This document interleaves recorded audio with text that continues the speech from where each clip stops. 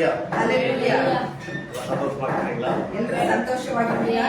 சந்தோஷமா இருக்கணும்ப்பா. ಸಂತೋಷ ಉಳ್ಳವರಾಗಿರ್ಬೇಕು. 7வது மாசத்துல நம்ம 3வது வாரம் ಏಳನೆಯ ತಿಂಗಳಿನ 3ನೆಯ ಭಾನುವಾರದಲ್ಲಿ ನಾವೆಲ್ಲರೂ ಒಂದುಗೂಡಿದ್ದೇವೆ. ஏன் இந்த 7வது மாசம் என்று 3வது வாரம் என்று ನಾನು குறிப்பிட்டு சொல்கிறேன்? ಯಾಕೆ ಇಲ್ಲಿ ಇದನ್ನ ಒತ್ತಿ ನಾನು ನಿಮ್ಗೆ ಹೇಳ್ತಾ ಇದ್ದೀನಿ, ಇದು 7ನೆಯ ತಿಂಗಳಿನ 3ನೆಯ ವಾರ ಅಂತೇಳಿ. ஒவ்வொரு நாளும் ஒவ்வொரு நம்பரும் முக்கியமானது. ಒಂದೊಂದು ದಿನವೂ ಒಂದೊಂದು ಸಂಖ್ಯೆಯು ತುಂಬಾ ಮುಖ್ಯವಾದುದು. 7 என்பது இயேசு சிலுவையில் பேசிய 7 வார்த்தைகள். 7 ಎಂಬುದು ಯೇಸು ಶಿಲುಬೆಯಲ್ಲಿ ಮಾತಾಡಿದ 7 ವಾಕ್ಯಗಳಿಗೆ ಗುರುತಾಗಿದೆ. 3 என்பது இயேசு உயிரோடு எழுந்தார். 3 ಎಂಬುದು ಯೇಸು ಸತ್ತು 3ನೇ ದಿನ ಜೀವಂತವಾಗಿ ಎದ್ರು ಅನ್ನೋದನ್ನ ಸೂಚಿಸುತ್ತೆ. ಹಲ್ಲೆಲೂಯಾ. ಅದು ಮಾತ್ರವಲ್ಲ, 7 ಎಂಬುದು ஆண்டவர் இந்த சிருஷ்டி காரியங்களெல்லாம் முடித்து 7வது நாள் ஓய்வு எடுத்துக்கொண்டார். ದೇವರು ಸೃಷ್ಟಿ ಕಾರ್ಯವನ್ನೆಲ್ಲ ಮುಗಿಸಿ 7ನೆಯ ದಿನದಲ್ಲಿ ವಿಶ್ರಾಂತಿಯನ್ನು ತೆಗೆದುಕೊಂಡರು ಅಂತ ಹೇಳಲ್ಪಡ್ತಾ ಇದೆ. அநேக என்ன பண்ணிட்டாங்கன்னா தூங்கி கொண்டிருக்கிறாரு, குறைக்காட்சி கொண்டிருக்காரு, ரொம்ப கஷ்டப்பட்டு 6 நாள் வேலை செஞ்சுட்டு 7வது நாள் அப்படியே ரெஸ்ட் எடுத்துக்கிறாரு, தூங்குறாரு அப்படின்னு நினைச்சுக்கிறாங்க. ವಿಶ್ರಾಂತಿ ಅಂತೇಳಿ ಹೇಳಿದ ತಕ್ಷಣ ದೇವರು 6 ದಿನ ತುಂಬಾ ಕಷ್ಟಪಟ್ಟು ಕೆಲಸ ಮಾಡಿಬಿಟ್ಟು 7ನೇ ದಿನದಲ್ಲಿ ರೆಸ್ಟ್ ತಗೊಳ್ತಾ ಇದ್ದಾರೆ, ಮಲಗಿದ್ದಾರೆ, ನಿದ್ದೆ ಮಾಡ್ತಾ ಇದ್ದಾರೆ, ಈ ರೀತಿ ಎಲ್ಲ ಹೇಳ್ಬಿಟ್ರು. ವೇದವು ಹೇಳ್ತಾ ಇದೆ, ಕೀರ್ತನೆ 121:4 ನಾವು ಓದಿ ನೋಡುವಾಗ, ಇಸ್ರಾಯೇಲರನ್ನ ಕಾಯುವಾತನು ತೂಕಡಿಸೋದು ಇಲ್ಲ, ನಿದ್ರಿಸೋದು ಇಲ್ಲ, ತೂಕಡಿಸೋದಿಲ್ಲ. ನಮ್ಮ ಜನರು ಏನ್ ಹೇಳ್ತಾರೆ, ಒಂದು ಮೀನನ್ನ ನೋಡಿದ್ರೆ ರಾತ್ರಿ ಹಗಲದು ಓಡ್ತಾನೇ ಇರುತ್ತೆ, ಅದು ನಿದ್ದೆ ಮಾಡೋದೇ ಇಲ್ಲ ಅಂತ ಹೇಳಿ. ಅನೇಕರಿಗೆ ಗೊತ್ತಿಲ್ಲ, ಆ ಮೀನುಗಳಿಗೆ ಕಣ್ಣಿನ ರೆಪ್ಪೆ ಇಲ್ಲದೆ ಇರೋದ್ರಿಂದ ಅದು ಕಣ್ಣು ಮುಚ್ಚೋದಿಕ್ ಆಗೋದಿಲ್ಲ, ನಿಂತಲ್ಲೇ ಕೂತಲ್ಲೇ ಹಾಗೆ ನಿದ್ದೆ ಮಾಡ್ತಾ ಇರುತ್ತೆ. ಹಲ್ಲೆಲೂಯಾ. 7 ಎಂಬುದು ದೇವನುடைய ஒரு நாள், ದೇವರ ಒಂದು ದಿನ.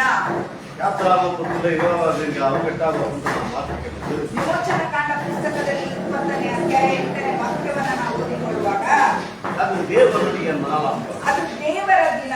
அது ಮಾತ್ರವಲ್ಲ, நம்ம பிள்ளைகள் நாம் ஞாபகத்துக்கு கொண்டு வந்து அந்த 7வது நாள் தேவனுடைய சன்னிதானத்துல வந்து தேவனை துதித்து ஆராதித்து மகிமை பண்ணி கனம் பண்ணி அவருடைய ஆசீர்வாதம் நன்மை கிருபை தயைகளை பெற்றுக்கொள்கிற நாள் என்று ஞாபகத்தில் வைத்துக்கிற ஒரு நாளா இருக்கிறது. ಆ 7ನೆಯ ದಿನವನ್ನ ನೆನಪಿಸಿಕೊಂಡು ನಮ್ಮ ಮಕ್ಕಳಿಗೆ ಆ ದಿನದ ಕುರಿತು ಬೋಧಿಸಿ ದೇವರ ಸಮ್ಮುಖಕ್ಕೆ ಮಕ್ಕಳನ್ನ ಕರೆತಂದು ನಾವು ಬಂದು ದೇವರಿಂದ ಒಳ್ಳೆಯವುಗಳನ್ನ ಎಲ್ಲಾ ಆಶೀರ್ವಾದಗಳನ್ನ ಹೊಂದಿಕೊಳ್ಳುವಂತಹ ದಿನ ಅದು.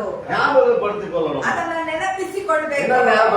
ಏನ್ ನೆನಪಿಸಿಕೊಳ್ಬೇಕು? ಮರೆತು ಬಿಡಾದೆ. ಸಬ್ಬತ್ ದಿನ ಅನ್ನೋದನ್ನ ಮರೆತು ದೇವರ ದಿನ ಅನ್ನೋದನ್ನ ಮರೆತು தேவனுடைய சம்மதத்துக்கு நாம் போய் தேவனை ஆராதித்து துதித்து அவர் ஆசீர்வாதம் பெற்றுக்கொண்டு வர வேண்டும் என்பது மறந்து விடாதே. ದೇವರ ಸಮ್ಮುಖಕ್ಕೆ ಹೋಗಿ ಅವರನ್ನ ಸ್ತುತಿಸಿ ಆರಾಧಿಸಿ ಅವರಿಂದ ಆಶೀರ್ವಾದವನ್ನ ಪಡೆದುಕೊಂಡು ಬರಬೇಕು ಅನ್ನೋದನ್ನ ಮರೆತು ಬಿಡಬೇಡ.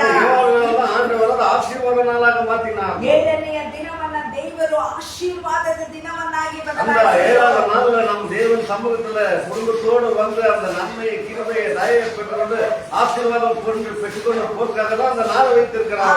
7ನೇ ದಿನದಲ್ಲಿ ದೇವರ ಸಮ್ಮುಖಕ್ಕೆ ಕುಟುಂಬವಾಗಿ ನಾವು ಬಂದು ದೇವರಿಂದ ಒಳ್ಳೆಯವುಗಳನ್ನ ಆಶೀರ್ವಾದಗಳನ್ನ ಎಲ್ಲಾ ಒಂದು ಶುಭ ಕಾರ್ಯಗಳನ್ನ ಹೊಂದಿಕೊಂಡು ಹೋಗೋದಕ್ಕಾಗಿ 7ನೆಯ ದಿನವನ್ನ ಇಟ್ಟಿದ್ದಾರೆ. ಆದ್ರೆ ಈ ದಿನ ಏನಾಗೋದು, 2 ದಿನಕ್ಕೆ ಮುಂಚೆನೆ ಆ ನೆನಪನ್ನ ಬೇರೆ ಕಡೆ ತಿರುಗಿಸ್ತಾರೆ. ಭಾನುವಾರ ಯಾವ ಫಂಕ್ಷನ್, ಎಲ್ಲಿ ಮದುವೆ, ತಿರುಮಣ ಕಾರ್ಯ, ಯಾರಿಗೆ ಒಂದು ಮದುವೆ, ಯಾರಿಗೆ ಹುಟ್ಟಿದ, பணம் வருகிறது, ನನಗೆ ಎಲ್ಲಿಂದ ಹಣ ಬರುತ್ತೆ, பணத்தை சம்பாதிக்கணும், ನಾನು ಎಲ್ಲಿ ಹಣವನ್ನ பெற்றுக்கொள்ளணும், ಯಾವುದನ್ನ ಹೊಂದ್ಕೊಳ್ಬೇಕು. பிசாசு வேற திசையில திருப்பி அந்த மனிதன வாழ்க்கையில நாசத்தையும் அழிவையும் கொண்டு வந்து கூட அவன் பிளான் பண்ணி அதுக்குள்ள போய் ಸಿಕ್ಕಿ விழுகிறான். ಈ ರೀತಿಯಾಗಿ ಸೈತಾನನು ಒಂದು ರೀತಿಯ ಕೆಟ್ಟ ಯೋಜನೆಯನ್ನ ಮಾಡಿ ಆ ಮನುಷ್ಯನ ಒಂದು ಗಮನವನ್ನ ಬೇರೆ ಕಡೆ ತಿರುಗಿಸಿ ಅವನು ಬೇರೆ ಕಾರ್ಯಗಳಲ್ಲಿ ಹೋಗುವಂತೆ ಮಾಡಿಬಿಡ್ತಾನೆ.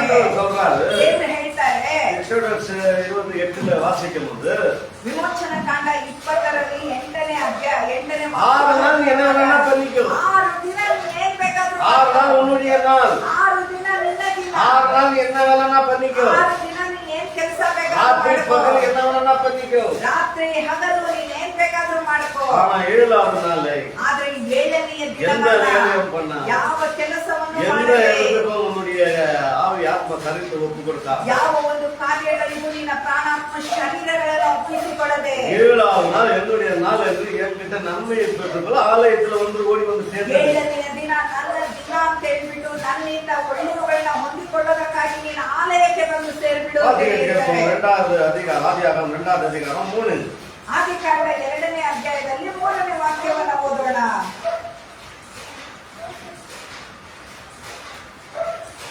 ದೇವರು ತನ್ನ ಸೃಷ್ಟಿ ಕಾರ್ಯವನ್ನು ಮುಗಿಸಿ ಆ 7ನೆಯ ದಿನದಲ್ಲಿ ವಿಶ್ರಮಿಸಿಕೊಂಡದ್ದರಿಂದ ಆ ದಿನವನ್ನು ಪರಿಶುದ್ಧ ದಿನವಾಗಿರಲಿ ಎಂದು ಆಶೀರ್ವದಿಸಿದರು. 3 காரியத்தை வெளியே பண்ணார்.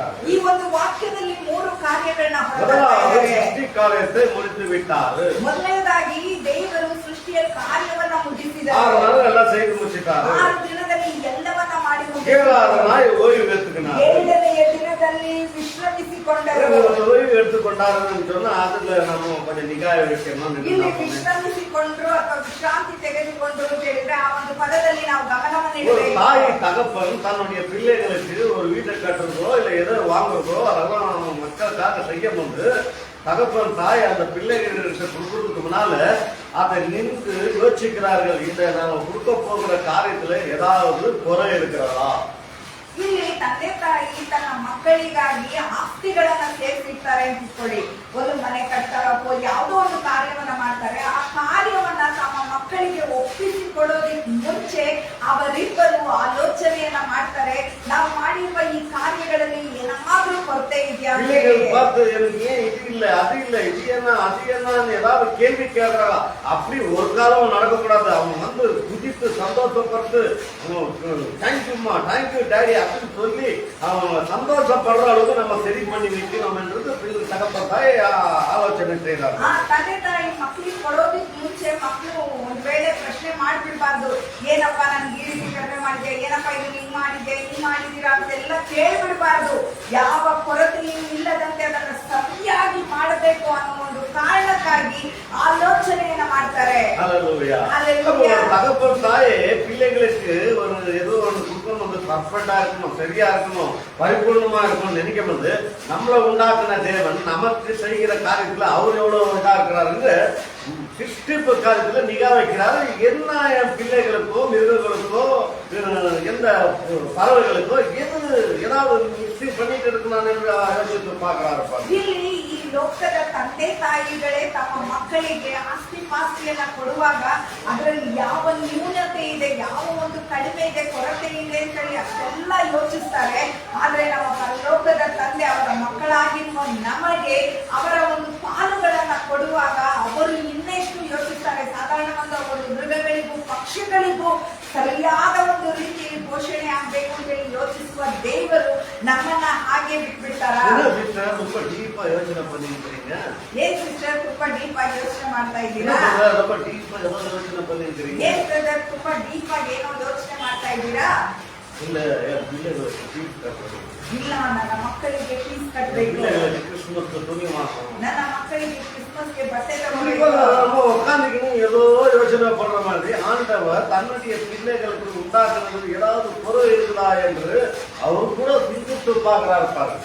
ಈ ರೀತಿಯಾಗಿ ನಾವು ನಮ್ಮ ಮಕ್ಕಳನ್ನ ಕುರಿತು ಡೀಪ್ ಆಗಿ ಯೋಚಿಸ್ತಾ ಇದ್ದೀವಿ. ಅದೇ ರೀತಿ ದೇವರು ಸಹ ಅವರ ಮಕ್ಕಳಾಗಿರುವ ನಮಗಾಗಿ ಚಿಂತಿಸುತ್ತಾರೆ. ஹல்லேலூயா. Hallelujah. கெதலேஸ்தா என்ற ஒரு பதம் ரிலீஸ் ஆகிறது. ಇಲ್ಲಿ ಗೆದಲಸ್ತ ಎಂಬ ಒಂದು ಪದ ರಿಲೀಸ್ ಆಗುತ್ತೆ. என்ன கெதலேஸ்தா? ಏನದು ಗೆದಲಸ್ತ? முடிந்தது. ಮುಗಿಯಿತು, என் ತೀರಿತು. பிள்ளைகளுக்கு நான் செய்ய வேண்டிய எல்லா காரியத்தை செய்து முடிச்சிட்டேன். இனி செய்ய போகிற ஒரு காரியமே இல்லை. அதுதான் கெதலேஸ்தா. ನನ್ನ ಮಕ್ಕಳಿಗಾಗಿ ಮಾಡಬೇಕಾಗಿರುವ ಎಲ್ಲ ಕಾರ್ಯವನ್ನ ನಾನು ಮಾಡಿ ಮುಗಿಸಿದ್ದೇನೆ. ಇನ್ನು ಮಾಡೋದಕ್ಕೆ ಯಾವ ಒಂದು ಕಾರ್ಯವೂ ಇಲ್ಲ. ಅದಕ್ಕಾಗಿ ಅದನ್ನ ಗೆದಲಸ್ತ ಅಂತ ಹೇಳಿ ಕರೀತಾರೆ. ஹல்லேலூயா. Hallelujah. ಆದ್ದರಿಂದ 7வது நாள் 7ನೆಯ ದಿನ அதை பரிசுத்தமான நாளாக மாத்திட்டாராம். ಅದನ್ನ ಪರಿಶುದ್ಧ ದಿನವಾಗಿ வெறும் ಬದಲಾಯಿಸಿದ್ರಂತೆ. பரிசுத்தமாக நாள் மாத்திரமல்ல, ಬರೀ ಪರಿಶುದ್ಧವಾದ ದಿನವಾಗಿ ಮಾತ್ರವಲ್ಲ, அடுத்தது அதை ஆசீர்வதித்தார். ಆ ಒಂದು ದಿನವನ್ನ ಆಶೀರ್ವದಿಸಿದರು. இப்ப 7வது நாள் யாரெல்லாம் உள்ள வந்து இந்த பரிசுத்த நாள்ல சேர்ந்து பரிசுத்த தேவனை ஆராதித்து துதித்து கனம் பண்ணி மகிமை பண்ணி வெளியே போகும்போது பெரிய ஒரு ஆசீர்வாதத்தோட போறீங்க என்றது இந்த காலவெளியில மறந்து ಈ விடாதீங்க. ಒಂದು 7ನೆಯ ದಿನದಲ್ಲಿ, ಪರಿಶುದ್ಧವಾದ ದಿನದಲ್ಲಿ ಪರಿಶುದ್ಧ ದೇವರನ್ನ ಆರಾಧಿಸಲು ಬಂದಿರುವ ಎಲ್ಲ ಪರಿಶುದ್ಧರು ಇಲ್ಲಿ ದೇವರನ್ನ ಆರಾಧಿಸಿ ಸ್ತುತಿಸಿ ಹೊರಗಡೆ ಹೋಗುವಾಗ ದೇವರ ಅಪರಿಮಿತವಾದ ಆಶೀರ್ವಾದವನ್ನ ಹೊಂದ್ಕೊಂಡು ಹೋಗ್ತೀರಾ ಅನ್ನೋದನ್ನ ಮರಿಬಾರ್ದು. ஹல்லேலூயா. ಹಲ್ಲೆಲೂಯಾ. யாத்திராகமம் 20:8 வாசிங்க. ವಿಮೋಚನ ಕಾಂಡ 20ನೇ ಅಧ್ಯಾಯದಲ್ಲಿ 8ನೇ ವಾಕ್ಯವನ್ನ ಓದಿ.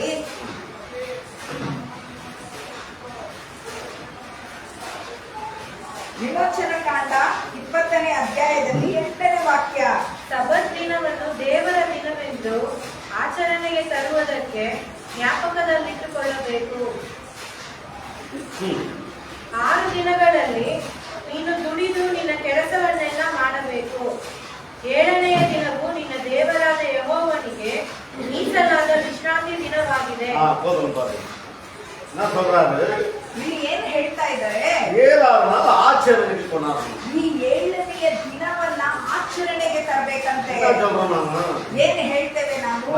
கிறிஸ்துமஸ் ஆச்சரணை பண்றோம். ಕ್ರಿಸ್ಮಸ್ ಅನ್ನ ಆಚರಿಸಬೇಕು. நீங்க ஆச்சரணை பண்றோம். ಹೊಸ ವರ್ಷವನ್ನ ಆಚರಿಸಬೇಕು. திருநாள் ஆச்சரணை பண்றோம். ಹುಟ್ಟು ಹಬ್ಬವನ್ನ ಆಚರಿಸಬೇಕು. கல்யாண நாள் ஆச்சரணை பண்றோம். ಮದುವೆಯ ದಿನವನ್ನ ಆಚರಿಸಬೇಕು. அதெல்லாம் நீங்க பண்றீங்களோ இல்லையோ, ಅದನ್ನೆಲ್ಲ ನೀವು ಆಚರಿಸ್ತಿರೋ ಇಲ್ವೋ?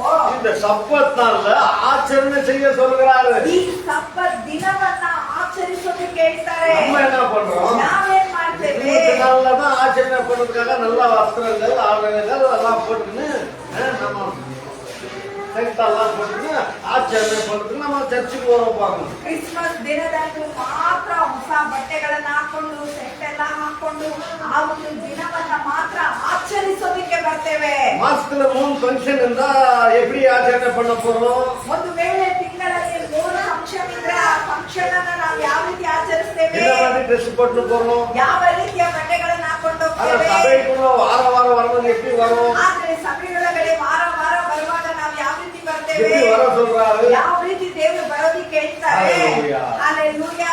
பார்வோன் ராஜா கிட்ட சிறையில இருக்கிற யோசேப்பு எப்படி போய் நிக்கிறான் என்றது வாசித்து பாருங்க. ಫಾರೋನ್ ರಾಜನ ಬಳಿ ಹೋಗೋದಕ್ಕಾಗಿ ಸೆರೆಯಲ್ಲಿದ್ದ ಯೋಸೇಫನನ್ನ ಕರೆ ಮಾಡ್ತಾರೆ. ಆಗ ಯೋಸೇಫ್ ರಾಜನ ಸನ್ನಿಧಿಗೆ ಹೋಗೋದಕ್ಕೆ ಯಾವ ರೀತಿ ಹೋಗ್ತಾರೆ ಅನ್ನೋದನ್ನ ನೀವು ಓದಿ ನೋಡಿ. அப்படியே தாடியை விட்டுக்குன்னு அப்படியே கிழிஞ்ச துணியை போட்டுக்கின்னு அப்படியே சிறையில இருந்து போய் ராஜா முன்னால நிக்கல பாருங்க. ಹಾಗೆ ಗಡ್ಡವನ್ನ ಬಿಟ್ಕೊಂಡು ಗಡ್ಡ ಬೋಳಿಸಿಕೊಳ್ಳದೆ ಸೆರೆಯ ವಸ್ತ್ರಗಳೊಂದಿಗೆ ಹೋಗಿ ರಾಜನ ಮುಂದೆ ನಿಲ್ಲಿಲ್ಲ. எழுந்து ಎದ್ದು சௌரா பண்ணிக்கின்னு ಕ್ಷೌರವನ್ನ ಮಾಡ್ಕೊಂಡು ಕುಳಿತಿತ್ತು. ಸ್ನಾನ ಮಾಡಿ ಒಳ್ಳೆ ವಸ್ತ್ರಗಳು ಒಳ್ಳೆಯ ವಸ್ತ್ರಗಳನ್ನ ಫಾರೋನ್ ರಾಜ ಮುನ್ನಾல போய் ಫಾರೋನ್ ರಾಜನ ಮುಂದೆ ஒரு ಹೋಗಿ மனிதன் முன்னால போய் நிக்கிறதுக்கே அப்படி ஒரு மரியாதை கௌரவம் கொடுத்தா ராஜாதி ராஜா தேவாதி தேவ சர்வலோகோடைய சர்வ சிருஷ்டிக்கு எஜமான் சர்வத்தையும் படைத்தவர் சர்வத்தையும் ஆளுமைக்கப்பட்டு நம்மளை ஆசீர்வதிக்கிற தேவன் சமூகத்துல நாம் எப்படி வந்து நின்று தேவனை ஆராதிக்க வேண்டும் என்று இந்த காலவேளையில பேஸ்புக்ல பாக்குறோம் சரி, இங்க திரும்ப சரி, ವಾಟ್ಸ್ಆಪ್ல ಕೇಳ್ರು ಸರಿ, ಉಂಗಳ ಎಣ್ಣத்தை ಮಾற்றிಕೊಳ್ಳುங்கள். ಸಾಧಾರಣವಾದ ಒಬ್ಬ ಅರಸ ಮನುಷ್ಯ ಅವನ ಮುಂದೆ ಹೋಗಿ ನಿಂತ್ಕೊಳ್ಳೋದಿಕ್ಕೆ ಯೋಸೇಫನ ಅಷ್ಟೆಲ್ಲ ತಯಾರಿ ಮಾಡ್ಕೊಂಡು ಹೋಗಿ ನಿಲ್ತಾನೆ.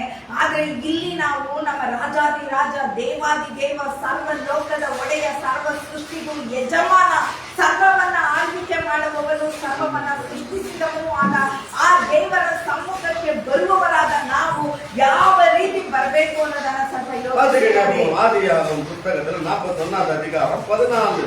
ಆದಿಕಾಂಡ 41ರಲ್ಲಿ 14.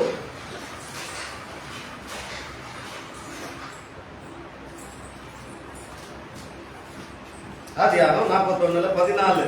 ಆದಿಕಾಂಡ 41ರಲ್ಲಿ 14. ಪಾಪದಿಂದ ಅಂದರು ಯೋಸೇಫನು ಅವರಿಗೆ ನೀವು ಗೂಢಚಾರರೆಂದು ನಾನು ಆದಿಕಾಂಡ 41ರಲ್ಲಿ 14. ಫರೋಹನಿಗನ್ನು ಕೇಳಿ ಯೋಸೇಫನನ್ನು ಕರೆ ಕಳುಹಿಸಿದನು. ಯೋಸೇಫನು ಬೇಗನೆ ಸೆರೆಮನೆಯಿಂದ ಬಿಡಿಸಲ್ಪಟ್ಟವನಾಗಿ ಕ್ಷೌರ ಮಾಡಿಸಿಕೊಂಡು ಬೇರೆ ವಸ್ತ್ರವನ್ನು ಹಾಕಿಕೊಂಡು ಫರೋಹನ ಸನ್ನಿಧಿಗೆ ಅಲ್ಲಿಗೆ ಬಂದನು. ஹalleluya. Hallelujah. நான் யாரையும் பின்படுத்தல பாருங்க. ಇಲ್ಲಿ ನಾನು ಯಾರನ್ನು ಗಾಯಪಡಿಸಲಿಲ್ಲ. நீங்க இருக்கிற வண்ணமாக உங்ககிட்ட இருக்கிற வஸ்திரங்களை எடுத்து கன்னிக்கல்மையே எடுத்து நான் அப்பா சமூகத்துல போறேன், ஆடம்பரத்தோட போறேன், அவரை துதிக்க போறேன், அவரை கனப்படுத்த போறேன், அவருக்கு மரியாதை செலுத்த போறேன். என்ன ரோட்ல போகும்போது பார்த்தா இவன் தேவனுடைய பிள்ளை என்று சொல்லி தேவனுக்கு கனப்படுத்துற பிள்ளைகளாக வாழ்வேன் என்று நான் உங்களுக்கு சொல்லி தருகிறேன். அவ்வளவுதான். ಭಾನುವಾರ ನಾವು ಆಲಯಕ್ಕೆ ಬರ್ಬೇಕು ಅಂತ ಹೇಳಿದ್ರೆ ನಮ್ಮಲ್ಲಿರುವ ಶ್ರೇಷ್ಠ ವಸ್ತ್ರವನ್ನ ಶನಿವಾರನೇ ಅದನ್ನ ತಗೊಂಡು ಐರನ್ ಮಾಡಿಡೋದು, ಎಲ್ಲಾ ಸಿದ್ಧತೆಗಳನ್ನ ಮಾಡಿಟ್ಟು ಭಾನುವಾರ ನಾವು ಆಲಯಕ್ಕೆ ಬರುವಾಗ ನಮ್ಮನ್ನ ನೋಡುವ ಅನೇಕರು ಇವರಲ್ಲಿ ದೇವರಿದ್ದಾರೆ, ಇವರು ದೇವರ ಮಕ್ಕಳು ಅಂತೇಳಿ ಹೇಳುವ ಮಟ್ಟಿಗೂ ನಾವು ವಸ್ತ್ರಗಳನ್ನ ಧರಿಸಿಕೊಂಡು ದೇವರ ಸಮ್ಮುಖಕ್ಕೆ ಬರಬೇಕು. ನೀವೇ ಯೋಚಿಸಿ ನೋಡಿ. ஏதாவது அந்த கேலி பரியாசம் பண்ற அளவுக்கு அவர்கள் வஸ்திரங்கள் போட்டிருந்தா அவங்களுக்கு எவ்வளவு தலை தக்கி வாழ எப்படி அவமானம் வந்து சேர்த்து. ಒಂದು ವೇಳೆ ನಮ್ಮ ಮಕ್ಕಳು ಎಲ್ಲರೂ ಅವಮಾನ ಪಡಿಸುವ ಮಟ್ಟಿಗೂ ಒಂದು ವಸ್ತ್ರವನ್ನು ಹಾಕೊಂಡಿದ್ರು ಅಂತ ಇಟ್ಕೊಳ್ಳಿ, ಆಗ ನಾವು ಯಾವ ರೀತಿ ತಲೆ ತಗ್ಗಿಸ್ಬೇಕಾದ ಪರಿಸ್ಥಿತಿ ಬರುತ್ತೆ ಅಲ್ವಾ? நீங்க போய் தேடுறீங்க பாருங்க, பிள்ளைகளுக்கு இப்படியாப்பட்டு அந்த அந்த ஷூ கூட அந்த துணிக்கு மேட்சிங் ஆகணும்னு வெயில் மழை பார்க்காம ஒருவேளை தகப்ப வேணும்னா கொஞ்சம் சொந்து போயிடுவான், ஏதாவது வாங்கிட்டு போலாம். தாய் அப்படி கிடையாது. பெத்த தாய் தன்னுடைய பிள்ளைக்கு அலங்காரம் பண்றதுல சிரேஷ்டமானதை யோசிச்சுட்டு இது முடிவு எடுப்பாங்க. ಇಲ್ಲಿ ತಮ್ಮ ಮಕ್ಕಳನ್ನ ಸಿದ್ಧಪಡಿಸ್ಕೊಂಡು ಕರ್ಕೊಂಡು ಹೋಗ್ಬೇಕು ಅಂತ ಹೇಳಿದ್ರೆ ಆ ತಂದೆ ತಾಯಿ ಯಾವ ರೀತಿ ಬಟ್ಟೆಗಳನ್ನ ಹಾರಿಸ್ತಾರೆ, ಆ ಬಟ್ಟೆಗೆ ತಕ್ಕಂತೆ ಶೂಸ್ ಅನ್ನ ಹಾರಿಸ್ಕೊಳ್ತಾರೆ. ಒಂದ್ ವೇಳೆ ತಂದೆ ಆದವ್ರು ಏನ್ ಮಾಡ್ತಾರೆ, ಅಯ್ಯೋ ಬಿಡು ಯಾವ್ದೋ ಒಂದನ್ನು ತಗೊಂಡು ಹೋಗ್ಬಿಡೋಣ ಅಂತ ಹೇಳಿ ಯೋಚಿಸಿದ್ರು. ತಾಯಿ ಆ ರೀತಿ ಅಲ್ಲ. ಆ ಎದ್ದಂತ ತಾಯಿ ತನ್ನ ಮಗುವಿಗೆ ಆ ಬಟ್ಟೆಗೆ ಬೇಕಾದ ರೀತಿಯ ಶೂ ಅನ್ನ ತಗೋಬೇಕು ಅಂತ ಹೇಳಿ ಯಾವ ರೀತಿ ಆರಿಸಿ ತೆಗೆದುಕೊಳ್ತಾರೆ. அப்பா நமக்கு துணியே கொடுக்கலையா? ಹಾಗಾದ್ರೆ ನಮ್ಮ ತಂದೆ ನಮಗೆ ಬಟ್ಟೆನೇ ಕೊಡ್ಲಿಲ್ಲ. ஆலயத்துக்கு போட்டு ನೋಡ துணியே கொடுக்கலையா? ನಾವು ಆಲಯಕ್ಕೆ ಹಾಕೊಂಡು ಬರೋದಕ್ಕೆ ನಮಗೆ ಬಟ್ಟೆ இவ்வளவு நாள் வந்து நமக்கு என்ன வேஸ்ட் தானே? ಹಾಗಾದ್ರೆ ಆಲಯಕ್ಕೆ ಇಷ್ಟು ದಿನ ಬಂದದ್ದು ನಾವು ವ್ಯರ್ಥ ತಾನೇ? ஹalleluya. ஹalleluya. நம்ம வந்து இன்றைக்கு ஒரு முடிவு எடுக்கணும். நான் வாரம் ஆண்டவரை கொண்டாடுங்க சொந்த ಆಚರಣೆ செய்யறதுக்கு நான் ஓடி வருகிறேன். ಈ ದಿನ ನೀವೆಲ್ಲರೂ ಒಂದು ತೀರ್ಮಾನ ತೆಗೆದುಕೊಳ್ಬೇಕು. ಪ್ರತಿ ವಾರ ವಾರ ವಾರ ಇಲ್ಲಿನ ದೇವರನ್ನ ಕೊಂಡಾಡೋದಕ್ಕೆ ಆಚರಿಸೋದಕ್ಕೆ ನಾನು ಬರ್ತೇನೆ. ಆಚರಣೆ ಕೇಳಿ வந்துடணும் பாருங்க. ಆಚರಿಸೋದಕ್ಕೆ ಹುಡುಕೊಂಡು அது நம்மளுடைய நாள் அல்ல, ಅದು ನಮ್ಮ ದಿನ அது ಅಲ್ಲ. தேவனுடைய ಅದು நாள். ದೇವರ ದಿನ. தேவன் சமூகத்துல வந்து ஆசீர்வாதம் பெற்றுக்கொண்டு போற நாள். ದೇವರ ಸಮ್ಮುಖಕ್ಕೆ ಬಂದು ಆಶೀರ್ವಾದವನ್ನ ಹೊಂದ್ಕೊಂಡು ಹೋಗುವಂತಹ ದಿನ. இப்பதான் மெசேஜ் சொல்ல வரேன். ಈಗ ನಾನು ಮೆಸೇಜ್ ಒಳಗಡೆ ஏழாவது நாள் உள்ள வந்துட்டு இருக்கணும். 7ನೆಯ ದಿನ ನಾವೆಲ್ಲರೂ ಒಳಗಡೆ ಬರ್ತೀವಿ. 7வது நாளுக்கு அப்புறம் வருகிற நாள்களுக்கு ஆசீர்வாதம் பெற்றுக்கொண்டு போகிறோம். 7ನೆಯ ದಿನದ ನಂತರ ಬರುವ ದಿನಗಳಿಗೆ ಬೇಕಾದ ಆಶೀರ್ವಾದವನ್ನ ಹೊಂದ್ಕೊಂಡು ಹೋಗೋದಕ್ಕಾಗಿ ನಾವು ಬರ್ತೇವೆ. ಯಾವ ದಿನದವರೆಗೂ? அடுத்த வாரம் உள்ள வர வரைக்கும் ಬರುವ ವಾರ ನಾವು ಸಭೆಯೊಳಗಡೆ ಬರುವವರೆಗೂ அவருடைய ரத்தங்கள் நம்ம மேல ಅವರ தெளிக்கப்படுகிறது. ರಕ್ತ ನಮ್ಮ ಮೇಲೆ ಚಿಮುಕಿಸಲ್ಪಡುವುದು. என்னது? ಏನದು? வார்த்தை. ದೇವರ வார்த்தை நம்ம மேல தெளிக்கப்பட்டிருக்கிறது. ವಾಕ್ಯ ನಿಮ್ಮ ಮೇಲೆ ಚಿಮುಕಿಸಲ್ಪಡುತ್ತದೆ. வார்த்தை தான் மனுஷனாக வந்தார். ಆ ವಾಕ್ಯವೇ ಮನುಷ್ಯನಾಗಿ அந்த ಬಂದದ್ದು. வார்த்தை தான் ரத்தத்தை சிந்தினார். ಆ ವಾಕ್ಯವೇ ರಕ್ತವನ್ನು அந்த வார்த்தை தான் உங்க மேல ಆ படுத்தப்படுகிறது. ವಾಕ್ಯವೇ ನಿಮ್ಮ ಮೇಲೆ அந்த வார்த்தை தான் ಸುರಿಸಲ್ಪಟ್ಟಿದೆ. உங்க வாரமெல்லாம் பாதுகாத்து நடத்துகிறது. ಆ ವಾಕ್ಯವೇ ನಿಮ್ಮನ್ನ ಈ ಇಡೀ ವಾರ ಕಾಯುತ್ತೆ. வருகிற எல்லா நஷ்டம் கஷ்டம் எல்லாத்திலிருந்து விடுவிக்கிறது. ಬರುವಂತಹ ಎಲ್ಲ ಕಷ್ಟ ಕಣ್ಣೀರಿನಿಂದ ಅದು ಬಿಡಿಸುತ್ತೆ. வெளியே போன உடனே ಹೊರಗಡೆ ಹೋದ பாபம் வந்த ತಕ್ಷಣ, உடனே ಸಮಸ್ಯೆ ಬಂದ ತಕ್ಷಣ, அங்கின 50:15 ಕೀರ್ತನೆ 50:15 நீங்க கூப்பிட்ட உடனே, ನೀವು ಕರೆದ ತಕ್ಷಣ, அப்பா என்று கூப்பிட்ட உடனே, ಅಪ್ಪ ಅಂತೇಳಿ ಮೊರೆಯಿಟ್ಟ ತಕ್ಷಣ, உடனே அவர் பதில் கொடுத்து ತಕ್ಷಣ ಅವರು ನಿಮಗೆ உங்களுக்கு வர வேண்டிய எல்லா தீமைகளிலிருந்து விடுவிக்கிறார். ನಿಮಗೆ ಬರಬೇಕಾದ ಎಲ್ಲ ಕೇಡಿನಿಂದ ನಿಮ್ಮನ್ನು ಬಿಡಿಸ್ತಾರೆ. அது மாத்திரமல்ல, ಅದು ಮಾತ್ರವಲ್ಲ, சங்கீதம் 91:15-16 நம்ம வாசிக்கும் போது ಕೀರ್ತನೆ 91:15-16 ನಾವು உங்களை ಓದುವಾಗ, தீர்காயுஷ திருப்தியாக்கி ನಿಮ್ಮನ್ನು ದೀರ್ಘಾಯುಷ್ಯದಲ್ಲಿ ಕೊಂಡೊಯ್ದು விசேஷமான ரட்சிப்பல கொண்டு போறார். ವಿಶೇಷವಾದ ರಕ್ಷಣೆಯಲ್ಲಿ ನಿಮ್ಮನ್ನು ಅದು எப்ப ನಡೆಸ್ತಾರೆ. நடக்கிறது? ಅದು ಯಾವಾಗ அது ನಡೆಯುತ್ತೆ?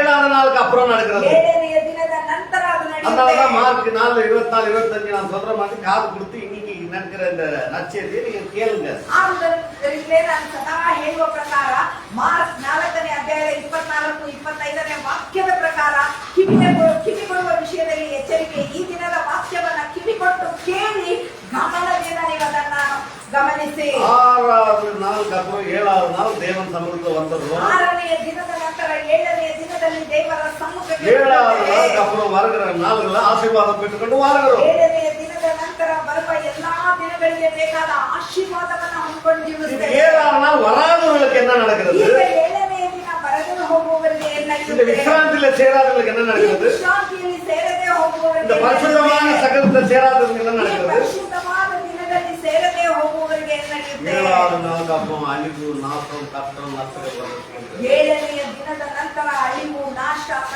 ನಷ್ಟ ಎಲ್ಲ ಬಂದು ಸೇರುತ್ತೆ. கீழ்ப்படியாத போகிறது. ಅವಿಧೇಯತ್ವರಾಗಿ ಹೋಗೋದು. தேவன் வார்த்தையை தள்ளி ದೇವರ விட்டதுனால ವಾಕ್ಯವನ್ನ ತಳ್ಳಿ தேவனுடைய ಬಿಡುವುದಿಲ್ಲ. வார்த்தையை மரியாதை ದೇವರ செல்லாததுனால ವಾಕ್ಯಕ್ಕೆ ಘನ ಮರ್ಯಾದೆ ಸಲ್ಲಿಸದೇ தேவனை ಇರುವುದಿಲ್ಲ. அசிங்கப்படுத்துறதுனால ದೇವರನ್ನ ಅಸಹಿಸೋದಿಲ್ಲ. எனக்கு தேவன் கீவன் யாரும் வேணாம். ನನಗೆ ದೇವರೆಲ್ಲ ಬೇಡ. என்ஜாய் தான். ನಾನ್ ಜಾಲಿಯಾಗಿರ್ತೇನೆ. இஷ்டம் தான். ನನ್ನ ಇಷ್ಟನೇ. கஷ்டமாவது கிஷ்டமாவது ನಷ್ಟ ಅನ್ನೋದು ನಷ್ಟನೋ. என்கிட்ட வேணும் பணம் இருக்குது. ನನ್ನ ಹತ್ರ ಬೇಕಾದಷ್ಟು ಹಣ ಇದೆ. பணத்தை வச்சு நான் சாதிப்பேன். ಹಣವನ್ನು ಇಟ್ಕೊಂಡು ನಾನು அதை ಸಾಧಿಸ್ತೇನೆ. மட்டும் கொண்டு சொல்ல ಆ முடியாது. ರೀತಿ ಅನ್ಕೊಂಡಿರೋರಿಗೆ அப்ப தேவனுடைய நாளுக்குள்ள உள்ள வந்தவர்கள் எப்படி ஆசீர்வாதம் பெற்றுக்கொண்டு ரட்சிப்புகளை வெளியே வந்தார்கள். ಏಳನೆಯ ದಿನದಲ್ಲಿ ಆಲಯದೊಳಗಡೆ ಬಂದವರು ಯಾವ ರೀತಿಯ ರಕ್ಷಣೆಯನ್ನ ಹೊಂದಿ ಅವರು ಬಿಡುಗಡೆಯನ್ನ ಕಂಡ್ರು. ஏழாவது நாள் வராத போனவங்கள் எப்படி அழிந்து நாசமானார்கள் தான் இன்னைக்கு நான் செய்தி. ಏಳನೆಯ ದಿನದಲ್ಲಿ ದೇವರ ಆಲಯಕ್ಕೆ ಬರದೇ ಹೋದವರು ಯಾವ ರೀತಿಯ ಅಳಿವಿನಲ್ಲಿ ನಾಶನದಲ್ಲಿ ಹೋದ್ರು ಅನ್ನೋದೇ ಈ ದಿನದ ಸಂದೇಶ. வாசிக்க கேட்போம். ஆதியாகமம் புத்தகத்துல 6வது அதிகாரம் 1வது வசனத்துல வந்து வாசிப்போம். ಆದಿಕಾಂಡ 6ನೇ ಅಧ್ಯಾಯದ 1ನೇ ವಾಕ್ಯದಿಂದ ನಾವು ಓದೋಣ.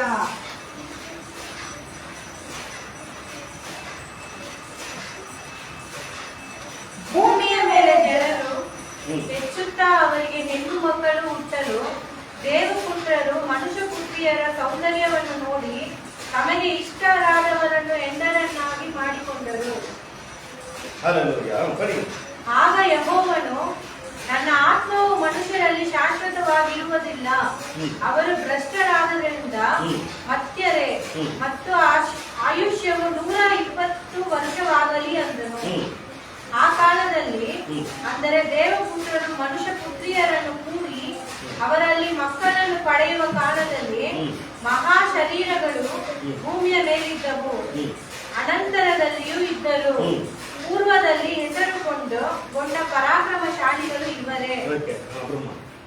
ಮನುಷ್ಯರ ಕೆಟ್ಟತನವು ಭೂಮಿಯ ಮೇಲೆ ಹೆಚ್ಚಾಗಿರುವುದನ್ನು ಅವರ ಹೃದಯದಲ್ಲಿ ಯೋಚಿಸುವುದೆಲ್ಲವೂ ಯಾವಾಗಲೂ ಬರೀ ಕೆಟ್ಟದಾಗಿರುವುದರಿಂದಲೂ ಕೆಟ್ಟದಾಗಿರುವುದನ್ನು ಯೆಹೋವನು ನೋಡಿ ತಾನು ಭೂಮಿಯ ಮೇಲೆ ಮನುಷ್ಯರನ್ನು ಉಂಟು ಮಾಡಿದ್ದಕ್ಕೆ ಪಶ್ಚಾತ್ತಾಪ ಪಟ್ಟು ತನ್ನ ಹೃದಯದಲ್ಲಿ ನೊಂದುಕೊಂಡನು.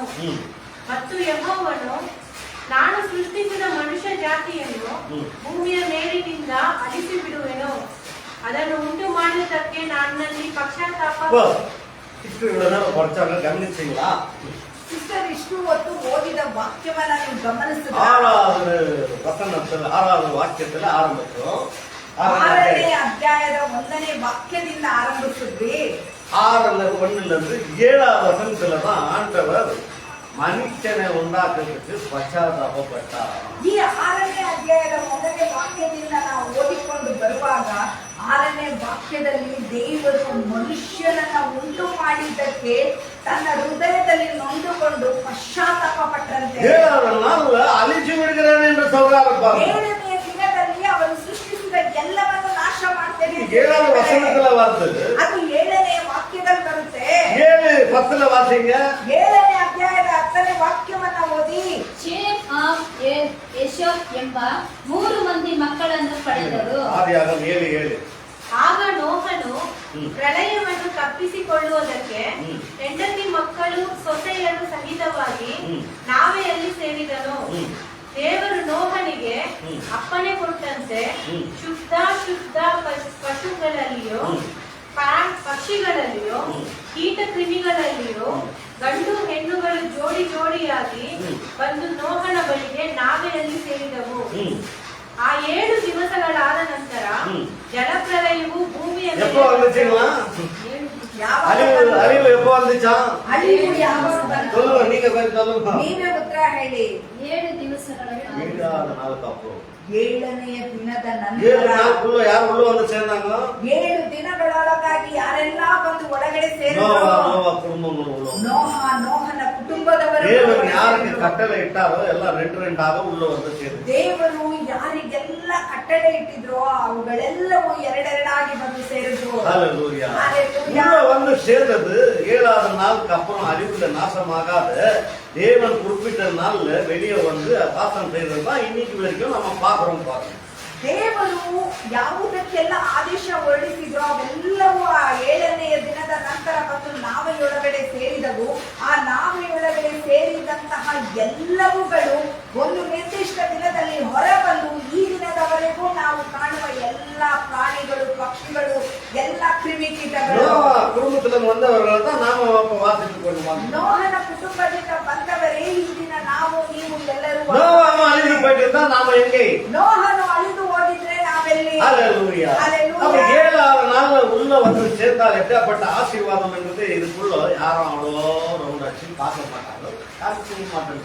7ನೇ ದಿನದಲ್ಲಿ ಆಲಯಕ್ಕೆ ಬರದೇ ಹೋದವರ ಆಶೀರ್ವಾದವನ್ನು ಕಳ್ಕೊಳ್ತಾರೆ ಅನ್ನೋದನ್ನ ಈ ಒಂದು ಕಾರ್ಯದಿಂದ ಅನೇಕರು ತೆಗೆದು ತೋರಿಸೋದಿಲ್ಲ. ஹalleluya. அழிவு, நாசம், கஷ்டம், நஷ்டத்துல இருந்து நாம தப்பித்துக் கொள்ளணும்னா 7வது நாள் உள்ள வந்து சேர்ந்துடணும். ಅಳಿವು, ನಾಶ, ಕಷ್ಟ, ನಷ್ಟಗಳಿಂದ ನಾವು ಬಿಡಿಸ್ಕೊಳ್ಬೇಕು ಅಂತ ಹೇಳಿದ್ರೆ ಈ 7ನೇ ದಿನದಲ್ಲಿ ಒಳಗಡೆ ಬಂದ್ಬಿಡ್ಬೇಕು. ಯೇಸು அதுக்காக தான் 7 மணி நேரம் சிலுவையில தொங்கி உயிரை கொடுத்துட்டார் நமக்காக. ಅದಕ್ಕಾಗಿಯೇ ಯೇಸು ಶಿಲುಬೆಯಲ್ಲಿ 7 ಗಂಟೆಗಳ ಕಾಲ ತೂಗು ಹಾಕಲ್ಪಟ್ಟು ತಮ್ಮ ಪ್ರಾಣವನ್ನ ತೆತ್ತರು. அந்த 7 மணி நேரம் நமக்காக பாடுபட்டதை நாம வந்து ஒரு 2 மணி நேரம் அவர் சமூகத்துல உட்காந்து அவரை துதித்து பாடி சோதனை பண்ணது கூட நம்மளால ஆகலன்னாக்கா நாம எப்படி அவரோட பிள்ளைகளாக வாழ முடியும்? கொஞ்சம் சிந்தித்து பாருங்க. 7 ಗಂಟೆಗಳ ಕಾಲ ನಮಗಾಗಿ ಶಿಲುಬೆಯಲ್ಲಿ ತೂಗು ಹಾಕಲ್ಪಟ್ಟು ತಮ್ಮ ಪ್ರಾಣವನ್ನೇ ತೆತ್ತ ಆ ಯೇಸುವಿಗಾಗಿ 1-2 ಗಂಟೆಗಳ ಕಾಲ ನಾವು ಬಂದು ಕುಳಿತು ಅವರನ್ನು ಸ್ತುತಿಸಿ ಆರಾಧಿಸಿ ಅವರ ವಾಕ್ಯವನ್ನ ಕೇಳಲಿಕ್ಕಾಗದೆ ಹೋದ್ರೆ ನಾವು ಅವರ ಮಕ್ಕಳಾಗಿ ಏನ್ ಪ್ರಯೋಜನ? வாரத்துல 2 நாள் வந்து அவர் சமூகத்துல கூடி அவரை ஜெபித்து துதித்து ஆராதித்தான் அவன் ஆசீர்வதிக்கிறேன்னு சொன்னாரா? ವಾರದಲ್ಲಿ 2 ದಿನ ನೀನು ಬಂದ್ರೆ ನೀನು ಪ್ರಾರ್ಥಿಸಿ ನೀನು ಸ್ತುತಿಸಿ ಆರಾಧಿಸಿ ಮಹಿಮೆಪಡಿಸಿದ್ರೆ ಮಾತ್ರ ನಾನು ನಿನ್ನನ್ನು ಆಶೀರ್ವದಿಸ್ತೇನೆ ಅಂತ ಹೇಳಿ 2 மணி நேரம். அந்த 2 மணி நேரம் சமயம் கொடுக்க மாட்டாங்க. 2 ಗಂಟೆಗಳ ಕಾಲ அந்த 2 மணி நேரம் நம்ம உதாசீனம் பண்ணுறோம். 2 ಗಂಟೆಯನ್ನು ಉದಾಸೀನ கேர்லெஸ் பண்ணுறோம். ಕೇರ್ಲೆಸ್ ஒரு இடத்துல போங்க, ಒಂದು ಸ್ಥಳಕ್ಕೆ 10 மணிக்கு உள்ள வந்தாதான் 10 ಗಂಟೆ ಒಳಗಡೆ 10 மணிக்கு மேல 5 மணி நேரம் விளையாடாலும் உள்ள சேர்க்க மாட்டோம். 10 ಗಂಟೆಗೆ ನಂತರ 5 ನಿಮಿಷ ತಡವಾದ್ರೂ ನಾನು ನಿಮ್ಮನ್ನು ಒಳಗಡೆ என்ன செய்வீங்க? ಏನು ಹೇಳಿ 6 மணிக்கு போய் ஸ்கூல்ல நிக்கிறீங்க. ಹೋಗಿ ಸಾಲ எப்படியாவது பெற்றுக்கொள்றதுக்கு வாங்கிக்கிட்டு போயிடணும். ಅದನ್ನ ಹೇಗಾದ್ರೂ ತಗೊಂಡು கால் நோவோ, கை நோவோ, உடம்பு நோவோ ಕಾಲು ನೋವು, ಕೈ ನೋವು, ಕೈ ನೋವು உள்ள வந்து ಒಳಗಡೆ அது வாங்க உடனே சந்தோஷம். ಅದನ್ನ ತೆಗೆದುಕೊಂಡ கொடுக்கலன்னா ಕೊಡ್ಲಿಲ್ಲ ಅಂತ இவ்வளவு ಹೇಳಿದ್ರೆ நேரம் ಇಷ್ಟು ಹೊತ್ತು ನಿಂತ್ಕೊಂಡ கடைசி நேரத்துல நாளைக்கு வாங்கிட்டாங்களே. ಕಡೆಯ ಗಳಿಗೆ ನಾಳೆ ಬಾ ಅಂತ ಹೇಳ್ಬಿಟ್ರಲ್ಲ. ಇಲ್ಲಿ அருமையான தேவ பிள்ளைகள், ಪ್ರೀತಿಯ ದೇವರ ಮಕ್ಕಳೇ, இவர் எப்படி வரவேற்கிறார்? ದೇವರು ನಿಮ್ಮನ್ನು ಯಾವ ರೀತಿ ಅವ್ರು ಬರಮಾಡಿಸ್ತಾರೆ? வந்துடுறாங்க. ಅವ್ರು ಬಂದ್ಬಿಡ್ತಾರಂತೆ. 2 பேர் வந்துடுறாங்க. ಎಲ್ಲಿ ಇಬ್ಬರು 2 பேர் வந்தா போதுமா? ಇಬ್ರು ಬಂದ್ಬಿಟ್ರೆ ಸಾಕು. நீ வந்துட்டியா? ನೀನ್ ಬಂದ್ಬಿಟ್ಟಾ? நான் உங்களை ஆசீர்வதிக்கிறேன். ನಾನ್ ಬಂದು ನಿಮ್ಮನ್ನ நம்ம ಆಶೀರ್ವದಿಸ್ತೇನೆ. ஆளை பாட்டே மாறிட்டாங்கப்பா. ನಮ್ಮ ಜನರು ಹಾಡನೆ ஜெபமே மாத்திட்டாங்க. நீ இறங்கி வா, நீ சீக்கிரம் வா, ஜல்தி வா. இந்த 100 ஜனங்க மத்தி இருக்கிறாங்க, ಇಲ್ಲಿ 100 ಜನರು 1000 ஜனங்கள் இருக்கிறாங்க. 1000 ಜನರು பாடல் எப்படி தெரியுமா? கூப்பிடுறாங்க, இறங்கி வா. ಇಳಿದು ಬಾ. அவர் சொல்றாரு, 2 பேர் மத்தியில நான் இறங்கி வந்துட்டு இருக்கிறேன். ಇಬ್ಬರು ಮೂವರ ನಡುವೆ ನಾನಿದ್ದೇನೆ. நான் உங்களை ஆசீர்வதிக்கிறேன். ನಾನು ನಿಮ್ಮನ್ನು ಆಶೀರ್ವದಿಸ್ತೇನೆ. பாடல் மாத்துங்க, ಹಾಡನ್ನ ಬದಲಾಯಿಸಿ, ஜெபத்தை மாத்துங்க, ಪ್ರಾರ್ಥನೆಯನ್ನು எண்ணத்தை ಬದಲಾಯಿಸಿ, மாத்துங்க, ಭಾವನೆಯನ್ನು சிந்தனையை ಬದಲಾಯಿಸಿ, மாத்துங்க. ಚಿಂತನೆಯನ್ನು உங்களுடைய ಬದಲಾಯಿಸಿ. எண்ணங்கள் எப்பொழுதே கெட்டதாக இருந்தால் ಈ ಮನುಷ್ಯರ ಯೋಚನೆಗಳು ಯಾವಾಗಲೂ எப்பொழுது கெட்டது, ಯಾವಾಗಲೂ தூரமந்து கெட்டது, ಮಲಗುವಾಗಲೂ ஏஞ்சா கெட்டது, ಎದ್ದೇಳುವಾಗ நடந்தா கெட்டது, ನಡೆಯುವಾಗ பேசும்போது கெட்டது, ಮಾತಾಡುವಾಗ எல்லா நேரத்திலும் கெட்டது கெட்டது கெட்டது கெட்டது. ಕೆಟ್ಟದು ಕೆಟ್ಟದು ಕೆಟ್ಟದು. ஆலோசனை எல்லாம் கெட்டது. ಅವರ ಆಲೋಚನೆಗಳು ஒரு நல்ல ஆலோசனையே இல்லை. ಒಂದು ಒಳ್ಳೆಯ ಆಲೋಚನೆ எப்படி தேவன் ஆசீர்வதிப்பார்? ಹೇಗೆ ದೇವರ அதுக்குதான் அழிக்க வந்தார். ಅದಕ್ಕಾಗಿಯೇ ವಾಕ್ಯ ಕೇಳ್ಕೊಂಡ್ ಬಾருங்க. 6:5 6:5 ಆದಿಕಾಂಡ 6ನೇ ಅಧ್ಯಾಯ 5ನೇ ವಾಕ್ಯ. ಮನುಷ್ಯರ ಕೆಟ್ಟತನವು ಭೂಮಿಯ ಮೇಲೆ ಹೆಚ್ಚಾಗಿರುವುದನ್ನು ಅವರು ಹೃದಯದಲ್ಲಿ ಯೋಚಿಸುವುದೆಲ್ಲವೂ ಯಾವಾಗಲೂ ಬರೀ ಕೆಟ್ಟದಾಗಿರುವುದನ್ನು ಯಾವಾಗಲೂ என்ன சொல்லுங்க நீங்க தான் ಯಾವಾಗಲೂ ಅಂತ ಹೇಳಿದ್ರೆ ಏನು வாழ்ற நாளெல்லாம் ಅವರು ಜೀವಿಸುವ ದಿನವೆಲ್ಲ உங்களை குறித்து கெட்டதாக நினைக்கிறது, ನಿಮ್ಮನ್ನ ಕುರಿತು உங்களை கெட்டதாக ஆலோசனை பண்றது, ನಿಮ್ಮನ್ನ ಕುರಿತು ಕೆಟ್ಟದ್ದಾಗಿ உங்களை எப்படி அழிக்கலாம், ನಿಮ್ಮನ್ನ ಯಾವ ರೀತಿ உங்களை எப்படி நாசமாக்கலாம், ನಿಮ್ಮನ್ನ ಯಾವ ರೀತಿ உங்களை எப்படி வறுத்து எடுக்கலாம், ನಿಮ್ಮನ್ನ ಯಾವ ರೀತಿ ಉರಿದು ತೆಗೆಯೋಣ, உங்களை எப்படி பிரிஞ்சு எடுக்கலாம். ಯಾವ ರೀತಿ ನಿಮ್ಮನ್ನ வாஷிங் மிஷின் கூட தேவையான ವಾಷಿಂಗ್ ಮಿಷಿನ್ வாஷிங் மிஷின் கூட கஷ்டம் பிரிஞ்சு எடுக்கிறது. ವಾಷಿಂಗ್ ಮಿಷಿನ್ ಅನ್ನು ಒಂದ್ ಸ್ವಲ್ಪ ಕಷ್ಟ ஜூஸ் மிஷின் கூட வேணாங்க. ಜ್ಯೂಸ್ ಮಿಷಿನ್ ஜூஸ் அப்படியே பிரிஞ்சு அப்படியே நக்கிறது கூட ஒரு சின்ன சக்கரை கூட இருக்கக்கூடாது, அந்த மாதிரி பிரிஞ்சு எடுத்துருவாங்க பாருங்க. ಆ ಜ್ಯೂಸ್ ಅನ್ನ ಹಿಂಡುವಾಗ ಅದರಲ್ಲಿ ಒಂದು ಚಿಕ್ಕ ಇದು ಇರಬಲ್ಲ, ಆ ರೀತಿ ಹಿಂಡಿ ತೆಗೆದು அதனால ஆண்டவர் பச்சாத்தாபப்பட்டார். ಅದಕ್ಕಾಗಿ ಮನುಷ್ಯರನ್ನ ಉಂಟು ಮಾಡಿದ್ದಕ್ಕೆ ದೇವರು ಪಶ್ಚಾತ್ತಾಪ ಪಟ್ಟರು. சூரியனை உண்டாக்குனாரு, சந்திரனை உண்டாக்குனாரு, நட்சத்திரங்களை உண்டாக்குனாரு, மிருகங்களை உண்டாக்குனாரு, மிருகங்களை ಮೃಗಗಳನ್ನ ಉಂಟು ಮಾಡಿ எல்லாத்தையும் உண்டாக்குனாரு. ಎಲ್ಲವುಗಳನ್ನ ಉಂಟು நீங்க பாக்குற ಮಾಡಿದವರು. நான் பாக்குற எல்லாத்தையும் அவர் தான் உண்டாக்குனாரு. ನೀವು ನಾನು ನೋಡುವ ಎಲ್ಲವುಗಳನ್ನ ದೇವರೇ அவரெல்லாம் பார்த்து ஆண்டவர் பச்சாத்தாபப்படவில்லை. ಅವುಗಳೆಲ್ಲವುಗಳನ್ನ ನೋಡಿ ದೇವರು ಪಶ್ಚಾತ್ತಾಪ தன் ಪಡಲಿಲ್ಲ. சாயல், ತನ್ನ தன்ன ಹೋಲಿಕೆ, தன்ன ಸ್ವಾರೂಪ್யம், தன்ன போலியே தேவனை போல உண்டாக்குற பிள்ளை ದೇವರ ಹಾಗೆ ಉಂಟು ಮಾಡಲ್ಪಟ್ಟ. கண்ண மேல கையை வச்சுக்கோங்க, ஏடா உண்டாக்குனேன்றது பச்சாத்தாப்படுற அளவுக்கு மனுஷன் ஆண்டவரை சிந்திக்க வச்சுட்டாங்கன்னா எவ்வளவு கெட்ட ஜனங்களா பூமியில நிரம்பிட்டு இருக்கிறாங்கன்னு கொண்டு யோசிச்சு இருப்பாரு. ಹಣೆಯ ಮೇಲೆ ಕೈಯನ್ನ ತಟ್ಕೊಂಡು ಅಯ್ಯೋ ಈ ಮನುಷ್ಯರನ್ನ ನಾನು ಯಾಕ ಉಂಟು ಮಾಡಿದ್ನೋ ಅಂತೇಳಿ ಪಶ್ಚಾತ್ತಾಪ ಪಡುವ ಮಟ್ಟಿಗೂ ದೇವರನ್ನೇ ಮಾಡ್ಬಿಟ್ರು ಅಂತ ಹೇಳಿದ್ರೆ ಆ ಮನುಷ್ಯರ ಕೆಟ್ಟತನ இன்னைக்கு ಎಷ್ಟಾಗಿರ್ಬೋದು. பிரசங்கம் எப்படி வந்துச்சு, ಈ ದಿನ ಪ್ರಸಂಗ ಯಾವ இன்னைக்கு விசுவாசிங்க எப்படி ಈ எடுத்துக்கணும், ದಿನ ವಿಶ್ವಾಸಿಗಳು ಯಾವ ರೀತಿ ತಗೊಂಡ್ಬಿಟ್ರು? தப்பு யாருது, ತಪ್ಪು ಯಾರ್ದು? விசுவாசித்து கிடையாது, ವಿಶ್ವಾಸಿದಲ್ಲ. போதனை தப்பு, ಬೋಧನೆಯ ತಪ್ಪು. போதனை பண்ணுவது தப்பு. ಬೋಧನೆ ಮಾಡಿದವರ ತಪ್ಪು. அதுதான் அப்போஸ்தலர் புஸ்தகத்துல அவங்க சொன்னதெல்லாம் வந்து வீட்டுல அது இருக்கிறதா என்று ஆராய்ந்து பார்த்தார்களாம் பாருங்க. ಅಪೊಸ್ತಲರ ಕೃತ್ಯಗಳಲ್ಲಿ ಪೌಲ್ ಹಾಗೂ ಪೇತ್ರರೆಲ್ಲ ಉಪದೇಶಿಸುವಾಗ ಉಪದೇಶವನ್ನ ಕೇಳಿ ಕೆಲವು ವಾಕ್ಯಗಳನ್ನೆಲ್ಲ ಗುರುತಿಟ್ಕೊಂಡು ಮನೇಲಿ ಹೋಗಿ ಅವರು ಪ್ರಸಂಗಿಸಿದ ಕಾರ್ಯಗಳೆಲ್ಲ ವೇದದಲ್ಲಿ ಇದೆಯಾ ಅಂತ ಹೇಳಿ ಅವರು ಪರಿಶೋಧಿಸಿದ್ರಂತೆ. 6:1 ವಾಸಿಪೋம். ಆದಿಕಾಂಡ 6:1. ಭೂಮಿಯ ಮೇಲೆ ಜನರು ಹೆಚ್ಚುತ್ತಾ ಅವರಿಗೆ ಹೆಣ್ಣು ಮಕ್ಕಳು ಹುಟ್ಟಲು அப்படியே ದೇವಪುತ್ರರು ಮನುಷ್ಯ ಪುತ್ರಿಯರ ಸೌಂದರ್ಯವನ್ನು ನೋಡಿ ತಮಗೆ ಇಷ್ಟರಾದವರನ್ನು ಹೆಂಡರನ್ನಾಗಿ ಮಾಡಿಕೊಂಡರು. 3 காரியத்தை வெளியே வராங்க. ಈ ಒಂದು ವಾಕ್ಯದಲ್ಲಿ 3 ಕಾರ್ಯ ಹೊರಬರ್ತಾ ಇದೆ. பூமி மேல ஜனங்கள் பெருகவே போயிட்டாங்களாம் பாருங்க. ಈ ಭೂಮಿಯಲ್ಲಿ ಜನರು ಹೆಚ್ಚುತ್ತಾ ಬಂದ್ರಂತೆ. எங்க ಹೆಚ್ಚಾனாங்க? ಯಾವ ರೀತಿ ಹೆಚ್ಚಾದ್ರು? 1:28 ஆண்டவர் ஆசீர்வதித்து நீங்க இந்த பூமியில பெருகிக் கொள்ளுங்கள் என்று ஆசீர்வதித்தார், அதனால பெருகிக் கொண்டு விட்டார்கள். ಆದಿಕಾಂಡ 1:28ರಲ್ಲಿ ದೇವರ ಆಶೀರ್ವದಿಸಿ ಹೇಳ್ತಾರೆ, ಈ ಭೂಮಿಯನ್ನ ತುಂಬಿಕೊಂಡು ನೀವು ಅಭಿವೃದ್ಧಿಯಾಗಿ ನೀವು ಹೆಚ್ಚಿರಿದ್ದೀರಿ. ரொம்ப நல்ல ஒண்ணும் தப்பு கிடையாது. ಆ ರೀತಿ ಭೂಮಿಯಲ್ಲಿ ಹೆಚ್ಚುಕೊಂಡಿರೋದ್ರಲ್ಲಿ ஏன்னா ತಪ್ಪಿಲ್ಲ. ஆசீர்வாதம் சொல்லிட்டாரு, ஆசீர்வாதமா நிரம்பிட்டார்கள். ದೇವರು ಆಶೀರ್ವಾದವಾಗಿ ಆ ವಾಕ್ಯವನ್ನ ಹೇಳ್ಬಿಟ್ರು. ಆಶೀರ್ವಾದದ ನಿಮಿತ್ತ ಭೂಮಿ ತುಂಬಿಕೊಂಡಿದೆ. இரண்டாவது காரியம், ಎರಡನೆಯ ಕಾರ್ಯ, தேவபுத்திரர் மனுஷ புத்திரர்கள் சௌந்தர்யங்களை பார்த்து இஷ்டவந்தர்களை திருமணம் செய்து கொண்டார்கள். ದೇವಪುತ್ರರು ಮನುಷ್ಯ ಪುತ್ರಿಯರ ಸೌಂದರ್ಯವನ್ನು ನೋಡಿ ತಮಗೆ ಇಷ್ಟರಾದವರನ್ನು ಹೆಂಡರನ್ನಾಗಿ இங்க என்ன ಮಾಡಿಕೊಂಡರು. பண்ணிட்டாங்க? ಇಲ್ಲ ಏನ್ ಮಾಡ್ಬಿಟ್ರು? தேவபுத்திரர்கள் சொன்ன உடனே தேவதூதர்கள் வந்து மனுஷ புத்திரிகளோட சேர்ந்து கல்யாணம் பண்ணி பிள்ளைகளை பெற்று இப்படி மகா சரீரம் உள்ளவாயிடுச்சு, பற்றராயிட்டாங்கன்னு பிரசங்கம் பண்ணிட்டாங்க. ಇಲ್ಲಿ ದೇವಪುತ್ರರು ಹೇಳಿ ಹೇಳಿದ ತಕ್ಷಣ ದೇವದೂತರುಗಳು ಮನುಷ್ಯರ ಹುಡುಗಿಯರನ್ನ ಕುಮಾರ್ತೆಯರನ್ನ ಮದುವೆ ಆಗಿ ಅವರಿಗೆ ಹುಟ್ಟುವ ಮಕ್ಕಳು ಮಹಾಶರೀರಿಗಳು, ಅಂದ್ರೆ ರಾಕ್ಷಸರ ಹುಟ್ಟುಗಳು ಅಂತ ಹೇಳಿ ತಪ್ಪಾಗಿ தேவதூதர்களெல்லாம் கல்யாணம் வேண்டாம், பிள்ளைகள்லாம் இல்லை. ದೇವದೂತರಿಗೆ ಮದುವೆ ಆಗಲಿ ಮಕ್ಕಳಾಗ್ಲಿ ಇಲ್ಲ. இந்த காலவெல்ல ரொம்ப கவனமாக கேளுங்க. ಇವತ್ತು ಬೆಳಿಗ್ಗೆಯಲ್ಲಿ ಗಮನವಿಟ್ಟು ಕೇಳಿ. பூமிக்குள்ள இருக்கிற எல்லா ஜீவ சுவாசங்கள் குட்டிகள் போனோம், பிள்ளைகள் பெற்றோம். ಈ ಭೂಮಿಯಲ್ಲಿರುವ ಎಲ್ಲಾ ಜೀವರಾಶಿಗಳಿಗೂ ಮಕ್ಕಳಾಗುತ್ತೆ. ಮನುಷ್ಯ, மிருகங்கள், ಮೃಗಗಳು, பறவைகள் ಪಕ್ಷಿಗಳು எல்லாமே. ಎಲ್ಲವೂ. ஆனா வானத்தில் இருக்கிற ஆகாயத்தில் இருக்கிறது எதுவுமே குட்டிகள் போடுற சான்ஸ் கிடையாது. ಆದ್ರೆ ಆಕಾಶದಲ್ಲಿರುವ ಯಾವುಗಳು ಮರಿಗಳನ್ನ ಹಾಕೋದಿಲ್ಲ. சூரியன் குட்டி போட்டுருக்கிறதா? ಸೂರ್ಯ ಮರಿ ಹಾಕುತ್ತಾ? சூரியனை உண்டாக்குனாரு. ಒಂದು ಸೂರ್ಯನ ಉಂಟು இன்னைக்கு ಮಾಡಿದ. கோடிக்கணக்கான சூரியன் இருக்கிறதா? ಈ ದಿನ ಕೋಟಿಗಟ್ಟಲೆ ಸೂರ್ಯ ಚಂದ್ರನ ಉಂಟಾಕಿನಾರು. ಚಂದ್ರನನ್ನು ಉಂಟು ಮಾಡಿದ. ಮಾಡಿದ್ರು? கோடி கணக்கான இருக்குதா? ಕೋಟಿಗಟ್ಟಲೆ ಚಂದ್ರ ಇದೆಯಾ? நட்சத்திரங்களை உண்டாக்கினா, ನಕ್ಷತ್ರಗಳನ್ನು ಉಂಟು கோடி ಮಾಡಿದ್ರು. கோடி உண்டாக்குனா, ಕೋಟಿ ಕೋಟಿ ಉಂಟು அந்த ಮಾಡಿದ್ರು. கோடிகளை எவ்வளவு உண்டாக்குனாரோ அவ்வளவுதான் தவிர ஒன்னே ஒண்ணு கூட ஒரு நட்சத்திரம் தாத்தி இல்லை. ದೇವರು ಎಷ್ಟು ಕೋಟಿ ನಕ್ಷತ್ರಗಳನ್ನ ಉಂಟು ಮಾಡಿದ್ರು ಅಷ್ಟೇ ಕೋಟಿ ನಕ್ಷತ್ರಗಳಿದೆಯೇ ಹೊರತು ಅದರಲ್ಲಿ ಒಂದು ಹೆಚ್ಚಾಗಲಿಲ್ಲ.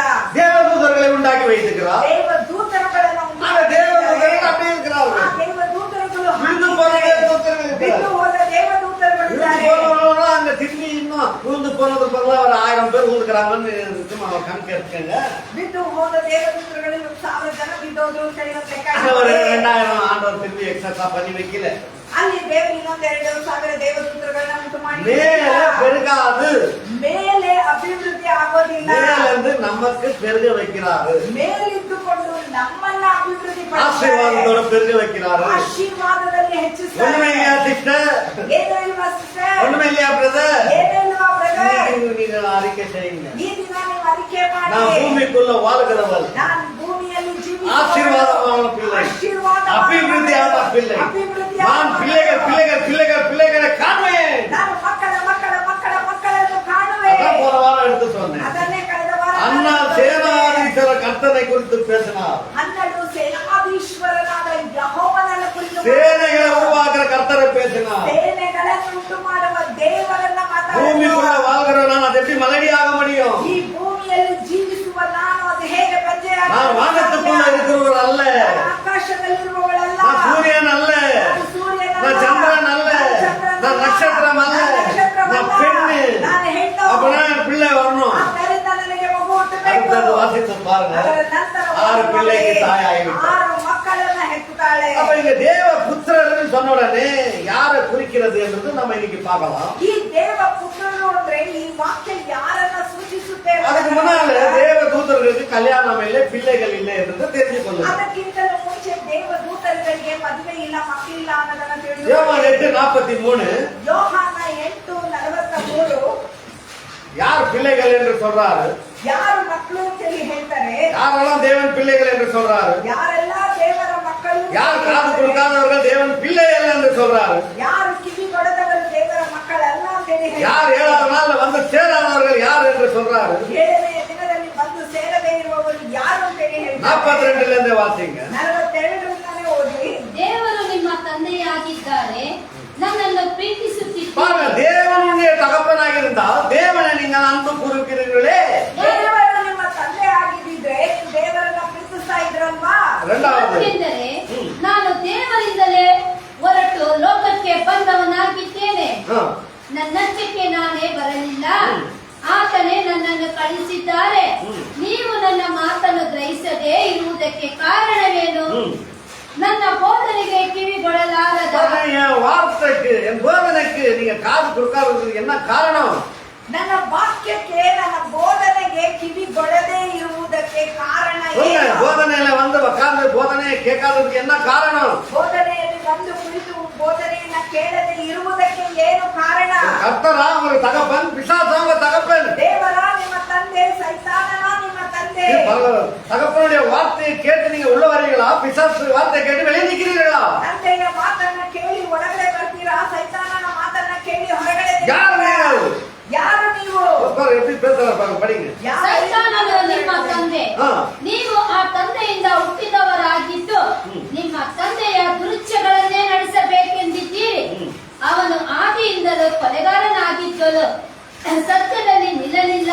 போதும். அல்லேலூயா. அதனாலதான் ஆண்டவர் சொல்றாரு, இப்படிப்பட்ட ஒரு காரியத்துங்கள்ல தகப்பன் கிட்ட இருந்து விட்டு போகிறவர்கள் என்னுடைய பிள்ளைகளே அல்ல என்று திட்டவட்டமாக பேசுகிறார். இது வசனம், வானமும் அழிந்து போகலாம், பூமியும் அழிந்து போகலாம், ஆனா என்னுடைய வார்த்தை அழியாதது, மாறாதது என்று சொல்றாரு பாருங்க. ಇಲ್ಲಿ ತಂದೆಯಿಂದ ಬಿಟ್ಟು ಹೋದಂತ ಎಲ್ಲರನ್ನ ನೋಡಿ ದೇವರು ಹೇಳ್ತಾರೆ ಅವರು ನನ್ನವರಲ್ಲ ಅಂತ ಹೇಳಿ. ಇಲ್ಲಿ ದೇವರ ವಾಕ್ಯ ಹೇಳುತ್ತೆ ಭೂಮಿ ಆಕಾಶಗಳು ಅಳಿದು ಹೋಗುತ್ತೆ, ಆದ್ರೆ ದೇವರ ವಾಕ್ಯ ಯಾವತ್ತೂ ಅಳಿದು ಹೋಗೋದಿಲ್ಲ ಅಂತ ಹೇಳಿ. அல்லேலூயா. ಹಲ್ಲೆಲೂಯಾ. அப்புறம் ஆதியாகமம் 4:19 வாசிப்போம். ಆದಿಕಾಂಡ 4:19 ಓದೋಣ.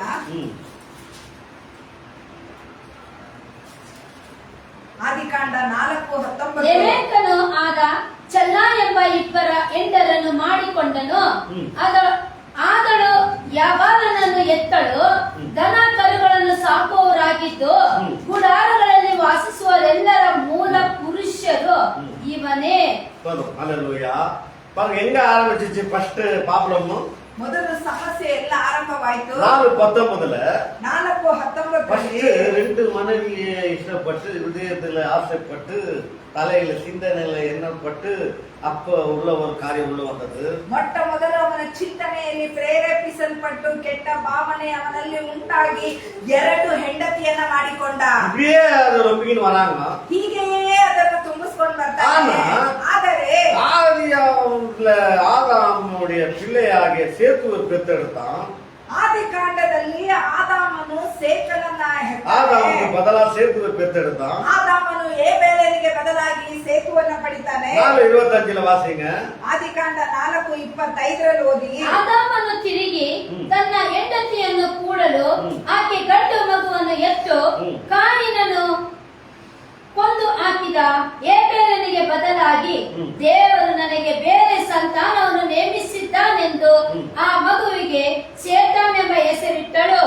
ತರುವಾಯ ಸೇತಾನನು ಸಹ ಮಗನನ್ನು ಪಡೆದು ಅವನಿಗೆ ಏನೋಷ್ ಹೆಸರನ್ನು ಹೇಳಿಕೊಂಡು ಎಂಬ ಹೆಸರಿಟ್ಟರು. ಆ ಕಾಲದಲ್ಲಿ ಯೆಹೋವ ಎಂಬ ಹೆಸರನ್ನು ಹೇಳಿಕೊಂಡು ಆರಾಧಿಸುವುದಕ್ಕೆ ಪ್ರಾರಂಭವಾಯಿತು. ஆதாமும் இந்த சேத்துவும் அவனுக்கு இருக்கிற பிள்ளைகளும் யெகோவா தேவன் என்று தேவனை ஆராதித்துக் கொண்டு தேவனை தகப்பனாக மாற்றிக் கொண்டார்கள். ಇಲ್ಲಿ ಆದಾಮನು ಹಾಗೂ ಅವರ ಕಾಯಿನನ್ನು ಕೊಂದು ಹಾಕಿದ ಹೇಬೇಲನಿಗೆ ಬದಲಾಗಿ ಹೆತ್ತಂತ ಸೇತನ ಮಗನಾದ ಏನೋಷನು ಇವರೆಲ್ಲರೂ ಮೊಟ್ಟ ಮೊದಲ ಬಾರಿಗೆ ದೇವರಿಗೆ ಯೆಹೋವ ಅಂತೇಳಿ ಅಲ್ಲಿ ಆರಾಧಿಸೋದಕ್ಕೆ ಆರಾಧಿಸಿಕೊಂಡು ಅವರು ಜೀವಿಸ್ತಾ ಇದ್ದಾರೆ. அவனுக்கு பிறந்த வம்சம் என்ன பண்ணி கொண்டிருக்கிறது? ಕಾಯಿನನು ಹಾಗೂ ಅವನಿಂದ ಬಂದಂತಹ ಸಂತತಿ ಏನ್ ಮಾಡ್ತಾ ಇದೆ?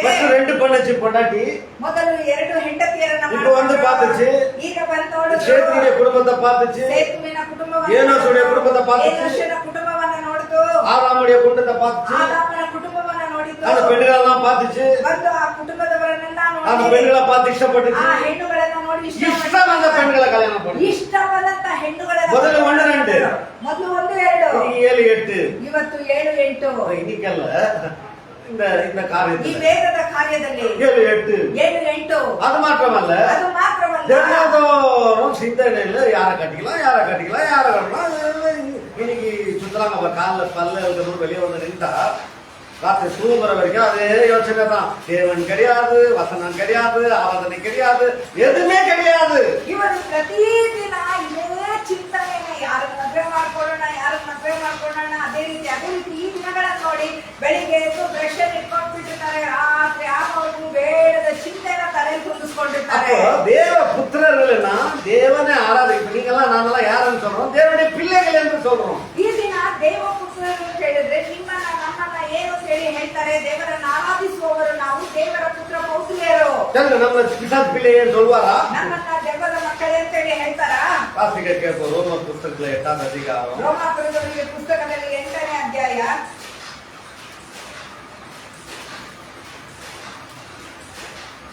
14 ಯಾರ್ಯಾರು ದೇವರ ಆತ್ಮನಿಂದ ನಡೆಸಿಕೊಳ್ಳುತ್ತಾರೋ ಅವರು ದೇವರ ಮಕ್ಕಳು. ಯಾರವರು? தேவனுடைய பிள்ளைகள், ದೇವರ ಮಕ್ಕಳು. யாராரு பிசாசு பிறப்பினால போறாங்க? அவங்க யாரு? ಸೈತಾನನ ಪ್ರೇರಣೆಗೊಳಗಾಗಿ ಹೋಗ್ತಾರಲ್ಲ ಅವ್ರು ಯಾರು? அவங்க தேவன் பிள்ளையா? அவங்க ದೇವರ ಮಕ್ಕಳ. தேவனை விட்டு வாழ்ற தேவன் பிள்ளையா? ದೇವರನ್ನ ಬಿಟ್ಟು ಜೀವಿಸುವವರು. அவங்க இஷ்டம் போல வாழ்ற தேவன் பிள்ளையா? ಇಷ್ಟ ಬಂದ ಹಾಗೆ ಜೀವಿಸುವವರು. சொல்லுங்க, தேவன் பிள்ளையா பிசாசு பிள்ளையா? ಹೇಳಿ, ದೇವರ ಮಕ್ಕಳ ಸೈತಾನನ ಮಕ್ಕಳ? நான் பேசிக்கல, வேதம் பேசிக்கொண்டு. நான் மாತಾಡ್ತಾ ಇಲ್ಲ, ವೇದ ಮಾತಾಡ್ತಾ ಇದೆ. அப்புறம் பாருங்க, அப்படியே கண்டினியூ பண்றாரு பாருங்க. ಹಾಗೆ ಕಂಟಿನ್ಯೂ ಮಾಡ್ತಾರೆ ನೋಡಿ. ನೀವು ತಿರುಗಿ ಭಯದಲ್ಲಿ ಬೀಳುವ ಹಾಗೆ ದಾಸನ ಭಾವವನ್ನು ಹೊಂದಿದವರಲ್ಲ. நீங்க இப்ப தாசரல்ல, ನೀವೀಗ ದಾಸರಲ್ಲ. நீங்க அடிமைத்தனத்துல இல்ல. ಅಡಿಮೆತನದಲ್ಲಿಲ್ಲ. முதல்ல நீங்க அழிவு நாசம் மோசத்துல மாட்டிக்கொண்டிருந்தீங்க. ಮೊದಲು ನೀವು ಅಳಿವು ನಾಶ ಮೋಸದಲ್ಲಿ இப்ப ಸಿಕ್ಕಾಕೊಂಡಿದ್ದೀರಿ. விளைவித்த பிள்ளைகள். ಈಗ ನೀವು ದೇವರ ಮಕ್ಕಳು. அதுக்கு அப்புறமா சொல்றாரு பாருங்க. ಅದರ ನಂತರ ಹೇಳ್ತಾರೆ, ಮಗನ ಭಾವವನ್ನು ಹೊಂದಿದವರಾಗಿದ್ದೀರಿ. ಈ ಭಾವದಿಂದಲೇ ನಾವು ದೇವರನ್ನ ಅಪ್ಪ ತಂದೆ தேவனுடைய அப்பா என்று கூப்பிடுற பிள்ளைகளாக மாறி ಈಗ ನಾವು ದೇವರನ್ನ ಅಪ್ಪ ತಂದೆ ಅಂತೇಳಿ ಕೂಗುವವರಾಗಿದ್ದೇವೆ. ஹalleluya. 7வது நாள் உள்ள வந்து ಸೇರುವುದனால என்ன நடக்கிறதுன்னு இவ்வளவு நேரம் நாம பேசிಕೊಂಡು இருக்கிறோம். 7ನೇ ದಿನದಲ್ಲಿ ದೇವರನ್ನ ಆರಾಧಿಸಲು ಬರುವ ನಮ್ಮ ಜೀವಿತದಲ್ಲಿ ಏನ್ ನಡೆಯುತ್ತೆ ಅನ್ನೋದನ್ನ ಇಷ್ಟೂ ಹೊತ್ತು ನಾನು ನಿಮಗೆ ಬೋಧಿಸ್ತಾ ಇದ್ದೇನೆ. ஹalleluya. ಹಲ್ಲೆಲೂಯಾ. 6வது அதிகாரத்துல திருப்பಿ வாங்க. 6ನೇ ಅಧ್ಯಾಯದಲ್ಲಿ ಪುನಃ ಬನ್ನಿ. ಆದಿಕಾಂಡ 6 ಆದಿಕಾಂಡ 6ನೇ ಅಧ್ಯಾಯದಲ್ಲಿ 4ನೇ ವಾಕ್ಯ. ಆ ಕಾಲದಲ್ಲಿ ಅಂದರೆ ದೇವಪುತ್ರರು ಮನುಷ್ಯ ಪುತ್ರಿಯರನ್ನು ಕೂಡಿ ಅವರಲ್ಲಿ ಮಕ್ಕಳನ್ನು ಪಡೆಯುವ ಕಾಲದಲ್ಲಿ ಮಹಾ ಶರೀರಗಳು ಭೂಮಿಯ ಮೇಲಿದ್ದವು. அந்த காலத்திலே சொல்றாரு. ಆ ಕಾಲದಲ್ಲಿ ಅಂತೇಳಿ ಹೇಳ್ತಾರೆ. இந்த காலத்திலே ಯಾವ ಕಾಲದಲ್ಲಿ? 6000 ವರ್ಷத்துக்கு முன்னால நடந்த காலத்திலே 6000 ವರ್ಷಗಳಿಗಿಂತ ಮುಂಚೆ ನಡೆದಂತ மகா ಶರೀರಗಳು ಇದ್ದದ. ಮಹಾ ಶರೀರಿಗಳು. இத சொல்லுங்க, ರಾಕ್ಷಸರು இருந்தாங்கன்னு இருக்கிறதா? ಇಲ್ಲಿ ಹೇಳಿ ರಾಕ್ಷಸರಿದ್ರು ಅಂತ ಹೇಳಿದ್ಯಾ? மகா ಶರೀரம். ಮಹಾ ಶರೀರಿಗಳು. சரி, இன்னைக்கு நம்ம வர்றோம். ಈ ದಿನ ನಾವು ಬರೋಣ. இன்னைக்கு நம்ம ஒரு 100 வருஷம் வாழ்றோம். ಈ ದಿನ ನಾವು 100 ವರ್ಷ ಬಾದುತ್ತೇವೆ. எனக்கு ஒரு 66 வயசு இப்போ. ಈಗ ನನಗೊಂದು 66 ವರ್ಷ ವಯಸ್ಸು. எவ்வளவு வளர்ந்திருக்கிறேன்? ಎಷ್ಟು ಬೆಳೆದಿದ್ದೇನೆ? ஒரு வருஷத்துல எப்படி இருந்திருப்பேன்? ಒಂದು ವರ್ಷದಲ್ಲಿ ನಾನು ಹೇಗಿರ್ತಿದ್ದೆ? 5 ವರ್ಷத்துல எப்படி 5 இருந்திருப்பேன்? ವರ್ಷದಲ್ಲಿ ಹೇಗಿರ್ತಿದ್ದೆ? அன்னைக்கெல்லாம் நாம பிறந்த நாள்ல அதெல்லாம் இருக்கல பாருங்க. ನಾವು ಹುಟ್ಟಿದ ದಿನದಲ್ಲಿ ಈಗಿನಂತಹ ಒಂದು இப்ப பிறந்த நிமிஷத்துல இருந்து போட்டோ பிடிச்சு வைக்கிறாங்க. ಈಗ ಒಂದು ಮಗು ಹುಟ್ಟುಬಿಟ್ರೆ ಆ ಮಗು ಹುಟ್ಟಿದ ಕ್ಷಣದಿಂದ ಹಿಡಿದು ಫೋಟೋ ಹಿಡಿದಿರ್ತಾರೆ. 1 மாசத்துல இருந்து, ಒಂದು ತಿಂಗಳಿಂದ ಹಿಡಿದು, 1 வருஷத்துல இருந்து, 1 ವರ್ಷದಿಂದ ಹಿಡಿದು அவரை கல்யாணம் பண்ணிக்கிற வரைக்கும் போடுறான்னு காமிக்குவாங்க பாருங்க. ಅವರು ಮದುವೆ ಆಗುವವರೆಗಿನ ಅವರ ಎಲ್ಲ ಬೆಳವಣಿಗೆಯ ಫೋಟೋಗಳನ್ನ ತೆಗೆದು ನೋಡು ಅಂತ ಹೇಳಿ. ஒரு மனுஷன் 80 வயசு வாழும் போது அவன் 80 வந்து 90 ஆனோட எப்படி கூணாயிடுறான் நல்லா பாக்கலாம் பாருங்க. ಒಂದು ಮನುಷ್ಯ 80-90 ವರ್ಷದವನಾದಾಗ ಅವನು ಯಾವ ರೀತಿಯ ಬೆನ್ನು ಬಗ್ಗಿ ನಡು ಬಗ್ಗಿ ಹೋಗಿರ್ತಾನೆ ಅನ್ನೋದನ್ನು ತೋರಿಸೋದಕ್ಕೆ இந்த சரீரம் 5 அடி 6க்குள்ள இருக்கும்னு நீங்க கணக்கு போடுங்க. ಈ ಒಂದು ಶರೀರ 5.5-6 ಅಡಿ ಒಳಗಡೆ ಇರುತ್ತೆ ಅನ್ನೋದನ್ನ ನೀವು ಲೆಕ್ಕ ಹಾಕೊಳ್ಳಿ. கோலியாத்த வாழ்ந்த காலத்துல 120 வருஷம்.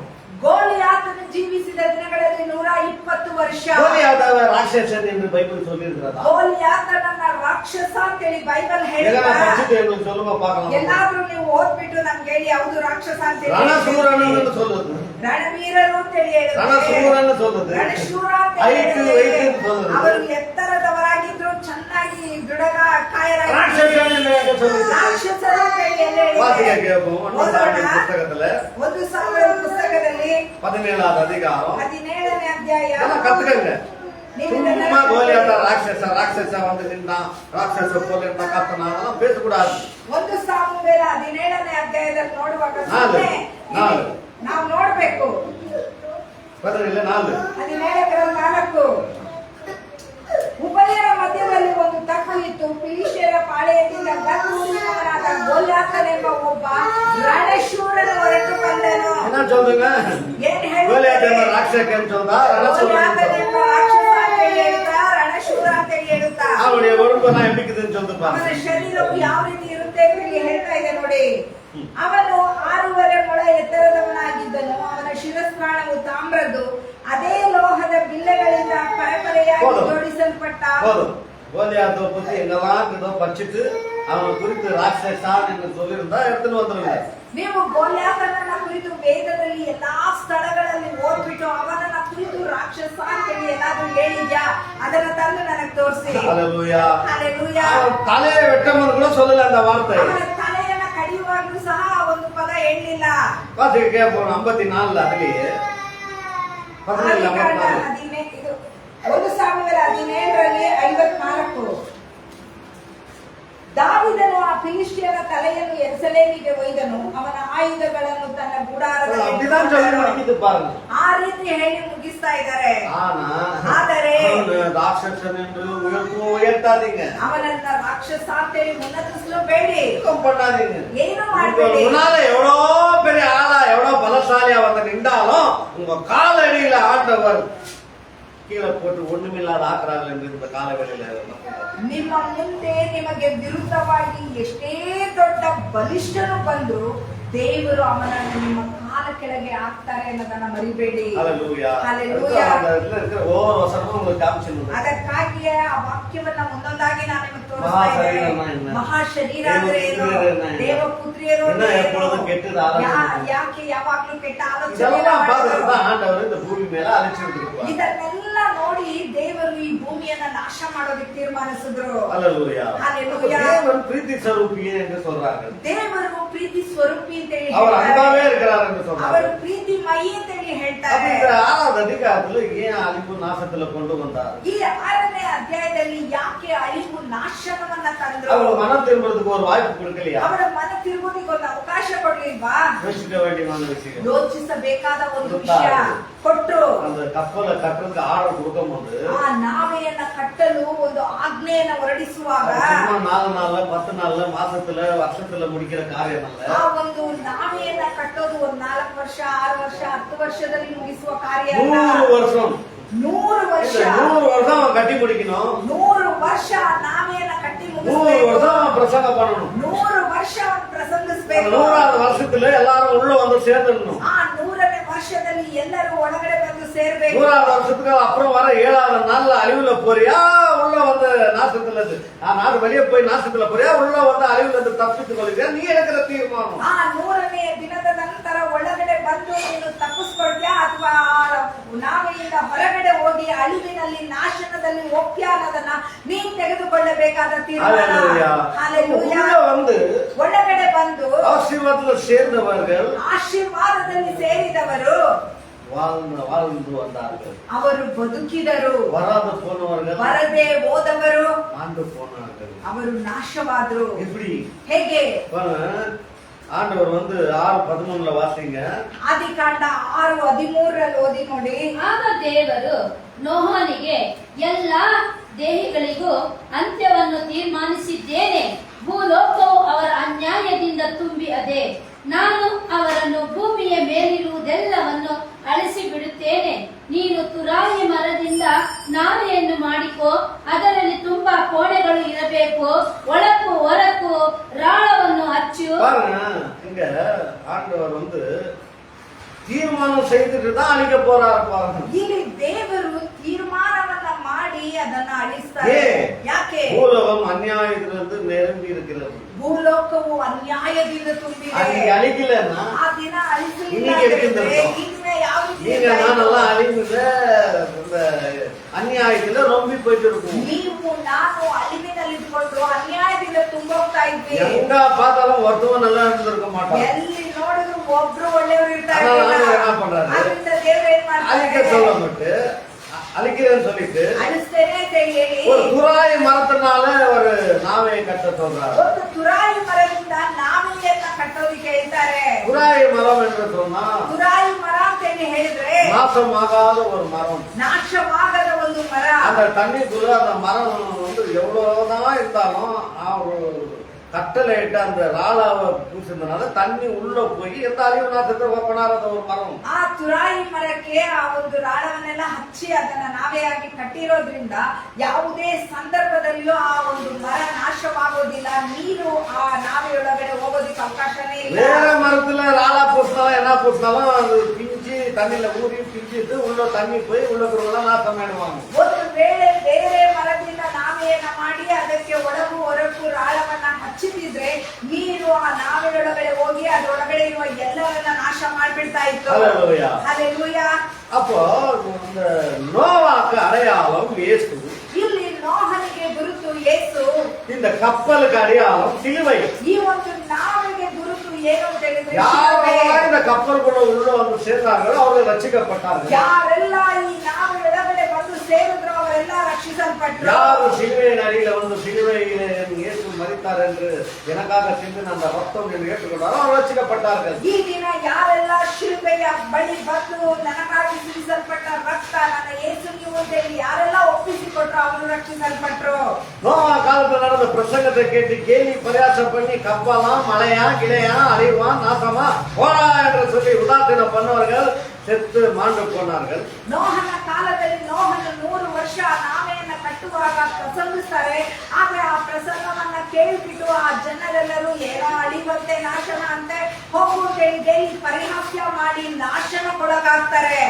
இயேசுவின் சிலுவையின் மரணத்தை கேட்டு 1 கொரிந்தியர் புத்தகம் 1ஆம் அதிகாரம் 17-18 வாசிக்கும் போது சிலுவை விஷயமோ அவர்களுக்கு பைத்தியமாகி நாசத்துல போய் சேர்ந்தார்கள். 1 ಕೊರಿಂಥದವರಿಗೆ ಪುಸ್ತಕದಲ್ಲಿ 1ನೇ ಅಧ್ಯಾಯ 16-17 ವಾಕ್ಯಗಳನ್ನು ನಾವು ಓದಿ ನೋಡುವಾಗ ಶಿಲುಬೆಯ ವಿಷಯವು ನಾಶನ ಮಾರ್ಗದಲ್ಲಿರುವವರಿಗೆ ಹುಚ್ಚು ಮಾತಾಗಿದೆಯಂತೆ. ಕುಟುಂಬத்தில் ஒரு தலைவன், ಕುಟುಂಬದ ಒಬ್ಬ ಮುಖಂಡ நோவா 8 பேரை காப்பாற்றி வெளியே கொண்டு வந்தான். 8 ಜನರನ್ನ ಕಾಪಾಡಿ ಹೊರತಂದ. ஒரு மனுஷன் இயேசு, ಒಂದು ಮನುಷ್ಯ ಯೇಸು சிலுவை மரணம் மூலமாக ಶಿಲುಬೆಯ ಮರಣದ ಮುಖಾಂತರ கோடி கோடி கோடி பிள்ளைகளை அவர் ரட்சிப்புல கொண்டு வந்தார். ಈ ದಿನ ಕೋಟಿ ಕೋಟಿ ಕೋಟಿ ಮಕ್ಕಳನ್ನ ರಕ್ಷಣೆಯಲ್ಲಿ ನಡೆಸ್ತಾ ಇದ್ದಾರೆ. ಕಪ್ಪಲುக்குள்ள ಉள்ள எந்த நாசமும் வராத மாதிரி ராளா பூசினது போல ಆ ಒಂದು ನಾವೆಯಲ್ಲಿ ಹೊಳಪು ಹೊರಪು ಯಾವ ರೀತಿಯ ಬಾಧೆ ಉಂಟಾಗದಂತೆ ರಾಳವನ್ನ ಹಚ್ಚಿದ ರೀತಿ கப்பல் சரீரமாக இயேசு சரீரமாக வந்து மாறிட்டார். ಆ ಒಂದು ನಾವೆಗೆ ಗುರುತಾಗಿ ಯೇಸು ಶರೀರವಾಗಿ நாம் ಬದಲಾಯಿಸಿದರು. இயேசுக்குள்ள பிரவேசித்தவர்கள் நாசம் அழிவு வராத ನಾವು பிள்ளைகளாக ಯೇಸುವಿನೊಳಗಡೆ ಪ್ರವೇಶಿಸುವಾಗ ನಮಗೆ ನಾಶ ಅಳಿವು ಬರೋದಿಲ್ಲ. அவர் ரத்தம் நம்மளை பாதுகாக்கிறது. ಅವರ ರಕ್ತ ನಮಗೆ ಕಾಯುವಿಕೆ அவர் ரத்தம் நம்மளை விடுதலையாக்குகிறது. ಅವರ ರಕ್ತ ನಮ್ಮನ್ನು ಬಿಡುಗಡೆಗೊಳಿಸುತ್ತೆ. ஹல்லேலூயா.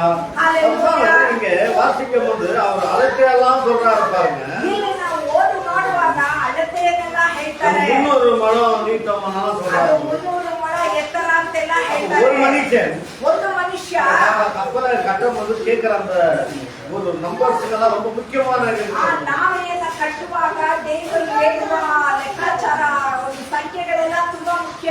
ஒரு மனுஷன் கித்யோன் ಒಂದು ಮನುಷ್ಯ ಗಿದ್ಯೋನನು 10,000 பேரை வைத்து யுத்தத்துக்கு போறான். 10,000 ಜನರನ್ನು ಇಟ್ಕೊಂಡು ಯುದ್ಧಕ್ಕೆ ಹೋಗ್ತಾನೆ. 9,700 பேரை ஆண்டவர் வெளியே எடுத்து போட்டுறாரு. 2,700 ಜನರನ್ನು 9,700 9,700 ಜನರನ್ನು 300 பேரை வச்சு கித்யோனை வச்சு ஜெயிச்சிருவான். 300 ಜನರನ್ನು ಇಟ್ಟು ಗಿದ್ಯೋನನ್ನು ಜಯಿಸಿಕೊಂಡು ಬರ್ತಾನೆ. சம்சோன் வந்து ಸಂಸೋನನು 300 நரி வாளுகளை பிடிச்சு எதிரிகளை தோட்டம் நாட்டம் எல்லாத்தையும் நாசம் பண்ணி போட்டுரும். 300 ನರಿಗಳ ಬಾಲವನ್ನ ಒಂದಕ್ಕೊಂದು ಸೇರಿಸಿ ಬೆಂಕಿ ಹಚ್ಚಿ ಫಿಲಿಷ್ಟಿಯರ ತೋಟಗಳನ್ನ ನಾಶ 30 ಮಾಡ್ತಾರೆ. ಎಂಬುದು 30 ಎಂಬುದು யூதாசு வெள்ளி காசுகள் காமிச்சு கொடுத்தது. ಇಸ್ಕಾರಿಯೋತ್ ಯೂದನು 30 ನಾಣ್ಯಗಳಿಗಾಗಿ ಬೆಳ್ಳಿ ನಾಣ್ಯಕ್ಕಾಗಿ 30 ವಯಸ್ಸಿನಲ್ಲಿ ಯೇಸು ಶಿಲುಬೆಯಲ್ಲಿ ಸಾಗ 30 ವರ್ಷ ವಯಸ್ಸಿನಲ್ಲಿ ಯೇಸು ಶಿಲುಬೆಯಲ್ಲಿ ನಂಬರ್ಸ್ ಎಲ್ಲ ரொம்ப முக்கியம் பாருங்க. ಇವತ್ತು ಸಂಖ್ಯೆಗಳೆಲ್ಲ ತುಂಬಾ 10 ನಿಮಿಷ ಮುಖ್ಯ. பார்த்து முடிக்கிறேன். 10 ನಿಮಿಷದಲ್ಲಿ ನೋಡಿ நேரமாயிடுச்சு. ಸಮಯವಾಯಿತು. அப்போ ಹಾಗಾದ್ರೆ ஆண்டவர் இங்க கொடுத்த அந்த இந்த நோவா கொடுத்தது 500 வருஷத்துல சூப்பரா இருப்பாங்க. 5:32 ಆದಿಕಾಂಡ 5ರಲ್ಲಿ 32 ನೋಹನನ್ನ ದೇವರು ಅವನಿಗೆ 500 ವರ್ಷ ವಯಸ್ಸಿದ್ದಾಗ ಕರೀತಾರೆ. வாசிங்க. ನೋಹನು 500 ವರ್ಷದವನಾದಾಗ ಶೇಮ್, ಆಫ್, ಎಪೆತ್ ಎಂಬ 3 ಮಂದಿ ಮಕ್ಕಳನ್ನು ಪಡೆದನು. 500 வருஷத்துல கூப்பிட்ட உடனே ஆண்டவர் கூப்பிட்டு அவனுக்கு கட்டளை எடுக்கிறாரு. ಇಲ್ಲಿ 500 ವರ್ಷದಲ್ಲಿ ನೋಹನನ್ನ ದೇವರು ಕರೆದು ಅವನಿಗೆ ಆಜ್ಞಾಪಿಸ್ತಾರೆ. அவன் கட்டமது எத்தனை வருஷம்னா 7-6 வாசிங்க. ಅವನು ಆ ನಾವೆಯನ್ನು ಕಟ್ಟುವಾಗ ಎಷ್ಟು ವರ್ಷ கட்டி ವಯಸ್ಸು முடிச்சும்போது ಕಟ್ಟಿ ಮುಗಿಸುವಾಗ 7ನೇ ಅಧ್ಯಾಯದ 6ನೇ ವಾಕ್ಯವನ್ನು ನೋಡಿ. ಭೂಮಿಯ ಮೇಲೆ ಜಲ ಪ್ರಳಯ ಉಂಟಾದಾಗ ನೋಹನು 600 ವರ್ಷದವನಾಗಿದ್ದನು. ஹல்லேலூயா. இப்போ ಹಲ್ಲೆಲೂಯಾ. 100 வருஷம் ஆயிடுச்சு பாருங்க கப்பலை கட்டி. 100 ವರ್ಷ ಆಯ್ತು ಆ ನಾವೆಯನ್ನ ಕಟ್ಟಿ ಮುಗಿಸೋಕೆ. 1 பேதுரு 3:20 வாசிப்போம். 1 ಪೇತ್ರ 3:20 ಓದೋಣ.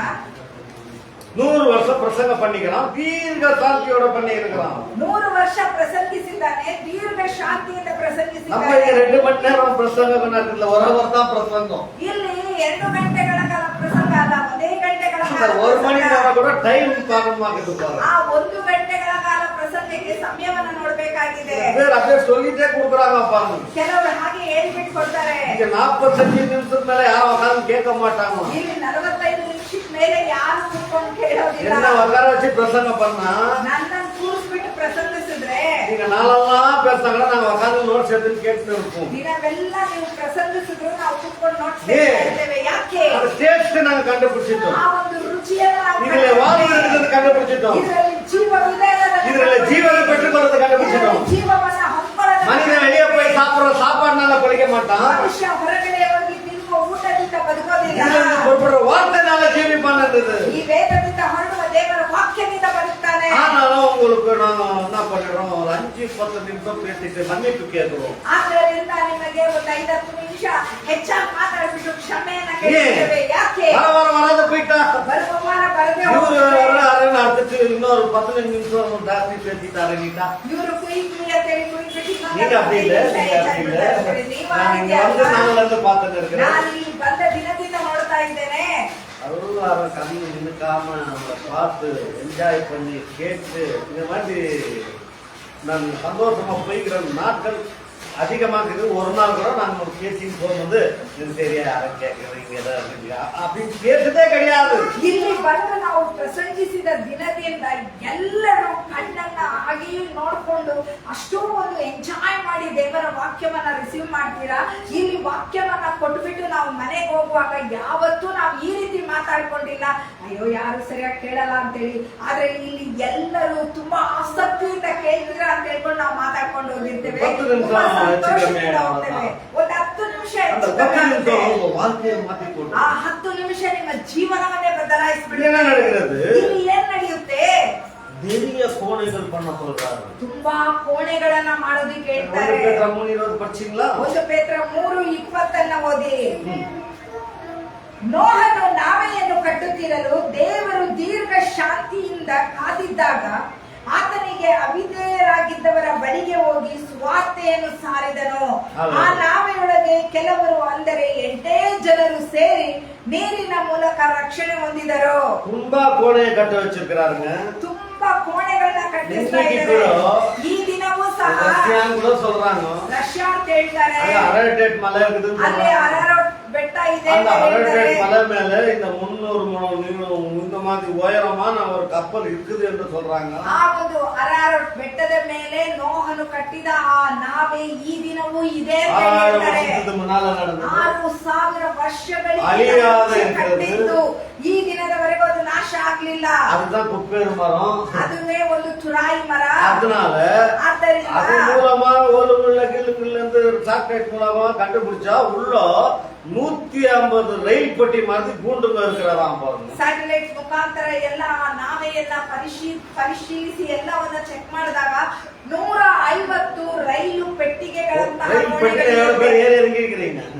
ರೈಲಲ್ಲಿ ಎಷ್ಟು ಜನ ಪ್ರಯಾಣಿಸಿದ್ದೀರಾ? ಪಟ್ಟಿ ಎவ்வளவு பெருசாக ಒಂದು ಪೆಟ್ಟಿಗೆ ಎಷ್ಟು? அந்த மாதிரி 150 இருக்கிறது. ಆ ರೀತಿ 150 ಇದೆಯಂತೆ. நம்ம ஆளுங்க பிக்சர்ல எப்படி காமிச்சறாங்க? ನಮ್ಮ ಜನರು ಪಿಕ್ಚರ್ ಅಲ್ಲಿ ಯಾವ ರೀತಿ ತೋರಿಸ್ತಾರೆ? ಜಿರಾಫೆ ನಂದು ವರ ಮಾತಿ ದೊಡ್ಡ ಜಿರಾಫೆ ಅದೇ ಒಂದು ಜನರಲ್ಲ வெளியில ತಲೆ ಹಾಗೆ ಒಂದು ಕಿಟಕಿಯಲ್ಲಿ ಹೊರಗಡೆ ಮಾತಿ ಕಾಟ್ತಾರೆ. ದೊಡ್ಡ ಆನೆ ಎಲ್ಲ ಪಟ್ಟಿ ಪಾರು. ಅದೆಲ್ಲ ಸುಳ್ಳು. ಎಲ್ಲ ಪಟ್ಟಿ ಪಟ್ಟಿ ಅದ ಆಂಡವರು ಒಳಗೆ ಎಲ್ಲ ಮರಿಗಳನ್ನೇ ದೇವರು ಒಳಗಡೆ ಎಲ್ಲ ಪಟ್ಟಿ ಪಟ್ಟಿ ಉಳ್ಳ ಅಂಚಾರು. ಎಲ್ಲ ಮರಿಗಳನ್ನ ಒಳಗಡೆ ಬಿಟ್ರು. ಅದಕ್ಕೆ வேண்டிய தீனிகள் எவ்வளவு வேணும்னு ஆண்டவர் முதல்ல ஞானியாக அறிந்திருந்தார். ಅವುಗಳಿಗೆ ಬೇಕಾದ ಆಹಾರ ಎಷ್ಟು ಅನ್ನೋದನ್ನ ದೇವರು ಸರ್ವಜ್ಞಾನಿ ಅವರು ತಿಳಿದಿದ್ರು. ஜன்னல மேல வைக்க வச்சிருந்தார். ಕಿಟಕಿಯನ್ನ ಮೇಲೆ ಇಟ್ಟಿದ್ರು. மேல இருக்குது பாத்தீங்களா?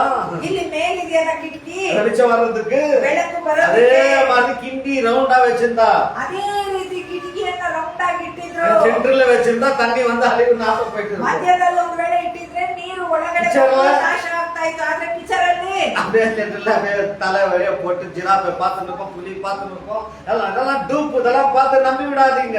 ಆ ಒಂದು ಕಿಟಕಿಯ ಮುಖಾಂತರ ಜಿರಾಫೆ ಹುಲಿ ಎಲ್ಲ ತಲೆಯನ್ನ ಹೊರಗಡೆ ಬಿಟ್ಕೊಂಡು ನೋಡ್ತಾ ಇರ್ತಿದ್ವು. ಅದೆಲ್ಲ ಡ್ಯೂಪ್. ಅದು இன்னொரு ஆச்சரியமான விஷயம் ಇನ್ನೊಂದು ಆಶ್ಚರ್ಯವಾದ ವಿಷಯ ಏನು? 150 பெட்டி இருக்கிறது. 150 ಪೆಟ್ಟಿಗೆಗಳಿವೆ. இன்னும் 400 பெட்டி வைக்கிறவள பெருசு இடம் இருக்கிறது. ಇನ್ನು 400 ಪೆಟ್ಟಿಗೆಗಳು ಇಡಬಹುದು. ಅಷ್ಟು ದೊಡ್ಡ ಸ್ಥಳ தேவனே ಇದೆ. 8 பேர் காப்பாத்துறதுக்கு அவ்வளவு பெரிய கோணைகளை அவ்வளவு பெரிய இடத்தை பண்ணாரா? ನೀವು ಹೇಳಿ, ದೇವರು ಬರೀ 8 ಜನರನ್ನ ಕಾಪಾಡೋದಕ್ಕೆ ಅಷ್ಟೂ ದೊಡ್ಡ ನಾವೆಯನ್ನ ಮಾಡಿದ್ರ? எல்லாரும் வந்து சேர்ந்துட்டார். ಎಲ್ಲರೂ ಬಂದು ಶಿಲುಬೆಯಲ್ಲಿ ಯಾಕೆ ರಕ್ತವನ್ನು ಸುರಿಸಿದ್ರು? ನೀವು ಓದಿ ರಾತ್ರಿಯಲ್ಲಿ ಆ ದಿನದ ರಾತ್ರಿಯಲ್ಲಿ ಒಡಂಬಡಿಕೆ செய்றார். ಒಡಂಬಡಿಕೆಯನ್ನು ಮಾಡ್ತಾರೆ. ಬಹಳ ಜನರಿಗೋಸ್ಕರ 1,44,000 பேருக்காக 1,44,000 ಜನರಿಗಾಗಿ ಈ ದಿನ ಆ ರೀತಿ ಬೋಧನೆ. 1,44,000 பேர் தான் பரலோகத்துக்கு போவாங்க. 1,44,000 ಜನರು ಮಾತ್ರ அப்ப நீங்க நாங்கெல்லாம் பரலோகத்துக்கு போலனா இங்க வந்து தேவனை ஆராதிக்கணும், துதிக்கணும், வார்த்தை கேட்கணும். ನೀವು ನಾನು ಪರಲೋಕಕ್ಕೆ ಹೋಗದೆ ಹೋದ್ರೆ ಇಲ್ಲಿ ನಾವು ಬಂದು ದೇವರನ್ನ ಆರಾಧಿಸಬೇಕು, ಸ್ತುತಿಸಬೇಕು, ವಾಕ್ಯ நம்ம ஒரு 8-10 பொண்டாட்டிகளை கட்டிக்கிட்டு நல்லா சந்தோஷமா வாங்க அப்படி நரகத்துக்கு போயிடலாமே. ಎಲ್ಲರೂ ಒಂದು 8-10 ಮದುವೆ ಮಾಡ್ಕೊಂಡು ನರಕಕ್ಕೆ ಹೋಗ್ಬಿಡ್ಬೋದಲ್ಲ. நோவா வாழ்ந்துருக்கிற அதே காலத்துல ನೋಹನು ಜೀವಿಸ್ತಾ ಇದ್ದ ಅದೇ One plus ಕಾಲದಲ್ಲಿ one. 1 plus 1. என்ன 1 plus 1? ಏನ್ 1 plus 1? நோவா plus நோவா மனைவி 1. ನೋಹ ಪ್ಲಸ್ ನೋಹನ ಹೆಂಡತಿ சொல்ல 1. நோவா plus நோவா 3. ನೋಹ ಪ್ಲಸ್ ನೋಹನಿಗೆ 3 ಅಂತ மூணு ಹೇಳಿದ್ಯಾ? பொண்டாட்டி இருக்குதா? 3 ಹೆಂಡತಿ ಇದೆಯಾ? 3 plus 3. 3 plus 3 3. பிள்ளைகளுக்கு 3 சொசைகள். 3 ಮಕ್ಕಳಿಗೆ 3 சொல்ல ಸೊಸೆಯರು. 3 plus 10 இருக்குதா? 3 ಪ್ಲಸ್ 1 10 ಇದೆಯಾ? ஒருத்தனாவது ஒரு பிள்ளையாவது கெட்டு அந்த கும்பல்ல சேர்ந்து ஒரு 4 பொண்டாட்டி கட்டின்னு வந்துட்டுக்கிறானா? ಯಾರಾದ್ರೂ ಒಬ್ಬ ಮಗನಾದ್ರೂ ಕೆಟ್ಟ ಆ ಗುಂಪಿನಲ್ಲಿ 4 ಹೆಂಡತಿಯರನ್ನು ವರ್ಷ ಬಾರ್ರೆ. ನೋಡಿದ್ದಾನೆ? ನೀವು ಓದಿ ನೋಡಿ. துன்மார்க்கர் மத்தியில எப்படி வாழ்ந்தார்கள்? ದುಷ್ಟರ ಮಧ್ಯದಲ್ಲಿ ಯಾವ ರೀತಿ நீங்க ಜೀವಿಸಿದ್ರು? நாம எந்த மாதிரி துஷ்டர்கள் மத்தியில வாழ்வோம், துஷ்டர்கள் மத்தியில இருப்போம், துஷ்டர்கள் போல வாழ. அதனாலதான் சங்கீதம் ஒண்ணுல துஷ்டர்களை போல உட்காராத, அவங்களோட நடக்காத, அவங்களோட பேசாத, அவங்களோட பழகாத, தேவனுடைய பிள்ளைகளாக வாழுங்கன்னு சொல்றாரு. ದುಷ್ಟರ ಮಧ್ಯದಲ್ಲಿ ಅವರು ಇದ್ರೂ ಸಹ ಯಾವ ರೀತಿ ಜೀವಿಸಿದ್ರು ಅನ್ನೋದನ್ನ ನಮಗೆ ತೋರಿಸ್ಕೊಡ್ತಾ ಇದ್ದಾರೆ. ಅದಕ್ಕಾಗಿ ಕೀರ್ತನೆ 1ರಲ್ಲಿ ನಾವು ನೋಡ್ತೇವೆ, ದುಷ್ಟರೊಂದಿಗೆ ಕೂತ್ಕೋಬೇಡಿ, ದುಷ್ಟರೊಂದಿಗೆ ನಡಿಬೇಡಿ, ದುಷ್ಟರೊಂದಿಗೆ ನಿಂತ್ಕೋಬೇಡಿ ಅಂತೇಳಿ. ಆ ರೀತಿ ನಿಂತುಕೊಳ್ಳದೆ ದೇವರ ಸಮ್ಮುಖಕ್ಕೆ ಬರುವಾಗ ದೊಡ್ಡ ಆಶೀರ್ವಾದವನ್ನು ஏழாவது நாள் எல்லாம் உள்ள வந்து சேர்ந்துட்டாங்க. 7ನೇ ದಿನದಲ್ಲಿ ಎಲ್ಲರೂ ಒಳಗಡೆ ஏழாவது நாளுக்கு அப்புறம் அழிவு வந்துருச்சு. 7ನೇ ದಿನದ ನಂತರ ಅಳಿವು ಬಂತು. 7:10 வாசிக்க மறுபடியும். ಆದಿಕಾಂಡ 7:10 ಪುನಃ ಓದಿ. ಬಳಿಕ ನಾವೆಯಲ್ಲಿ ಸೇರಿದವು. ಆ 7 ದಿವಸಗಳಾದ ನಂತರ ಜಲ ಪ್ರಳಯವು ಭೂಮಿಯ ಮೇಲೆ ಬಂತು. ನೋಹನ ಜೀವಮಾನದ 600ನೇ ವರ್ಷದ 2ನೆಯ ತಿಂಗಳಿನ 17ನೆಯ ದಿನದಲ್ಲಿ ಭೂಮಿಯು ಕೆಳಗಿರುವ ಸಾಗರದ ಸೆಳೆಗಳು ಒಡೆದವು. எல்லாம் நாசமாய் எல்லாம் செத்து போயிட்டார்கள். ಎಲ್ಲರೂ ನಾಶನದಲ್ಲಿ ಸೇರು ಅವರೆಲ್ಲರೂ துன்மார்க்கர் செத்து போயிட்டார்கள். ದುಷ್ಟರು ಸತ್ತು ಹೋದರು. துன்மார்க்கருக்கு எதுக்கு அடையாளம்? ದುಷ್ಟರು ಯಾವುದಕ್ಕೆ ಗುರುತು? ஏசாயா 57:20 வாசிப்போம். ಯೆಶಾಯ 57:20.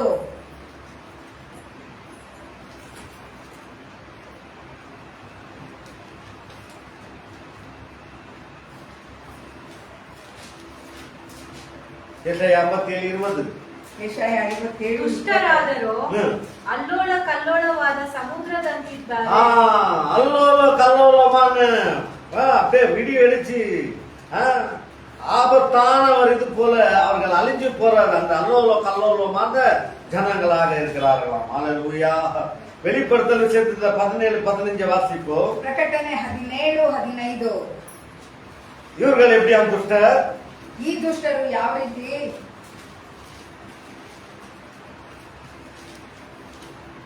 ಇನ್ನು ಆ ದೇವದೂತನು ಪ್ರಕಟಣೆ 17:15. ನನಗೆ ಹೇಳಿದ್ದು, ಆ ಜಾರ ಸ್ತ್ರೀಯ ವಾಸಿಸಿರುವ ನೀರುಗಳನ್ನು ಕಂಡಿಯಲ್ಲ, ಅವು ಪ್ರಜೆ, ಸಮೂಹ, ಜನ, ಭಾಷೆಗಳನ್ನು ಸೂಚಿಸುತ್ತದೆ. ஜார உள்ள ஸ்திரீய போல அந்த அலைகள்ல போய் மாட்டிக்காதீங்கன்னு சொல்றாரு.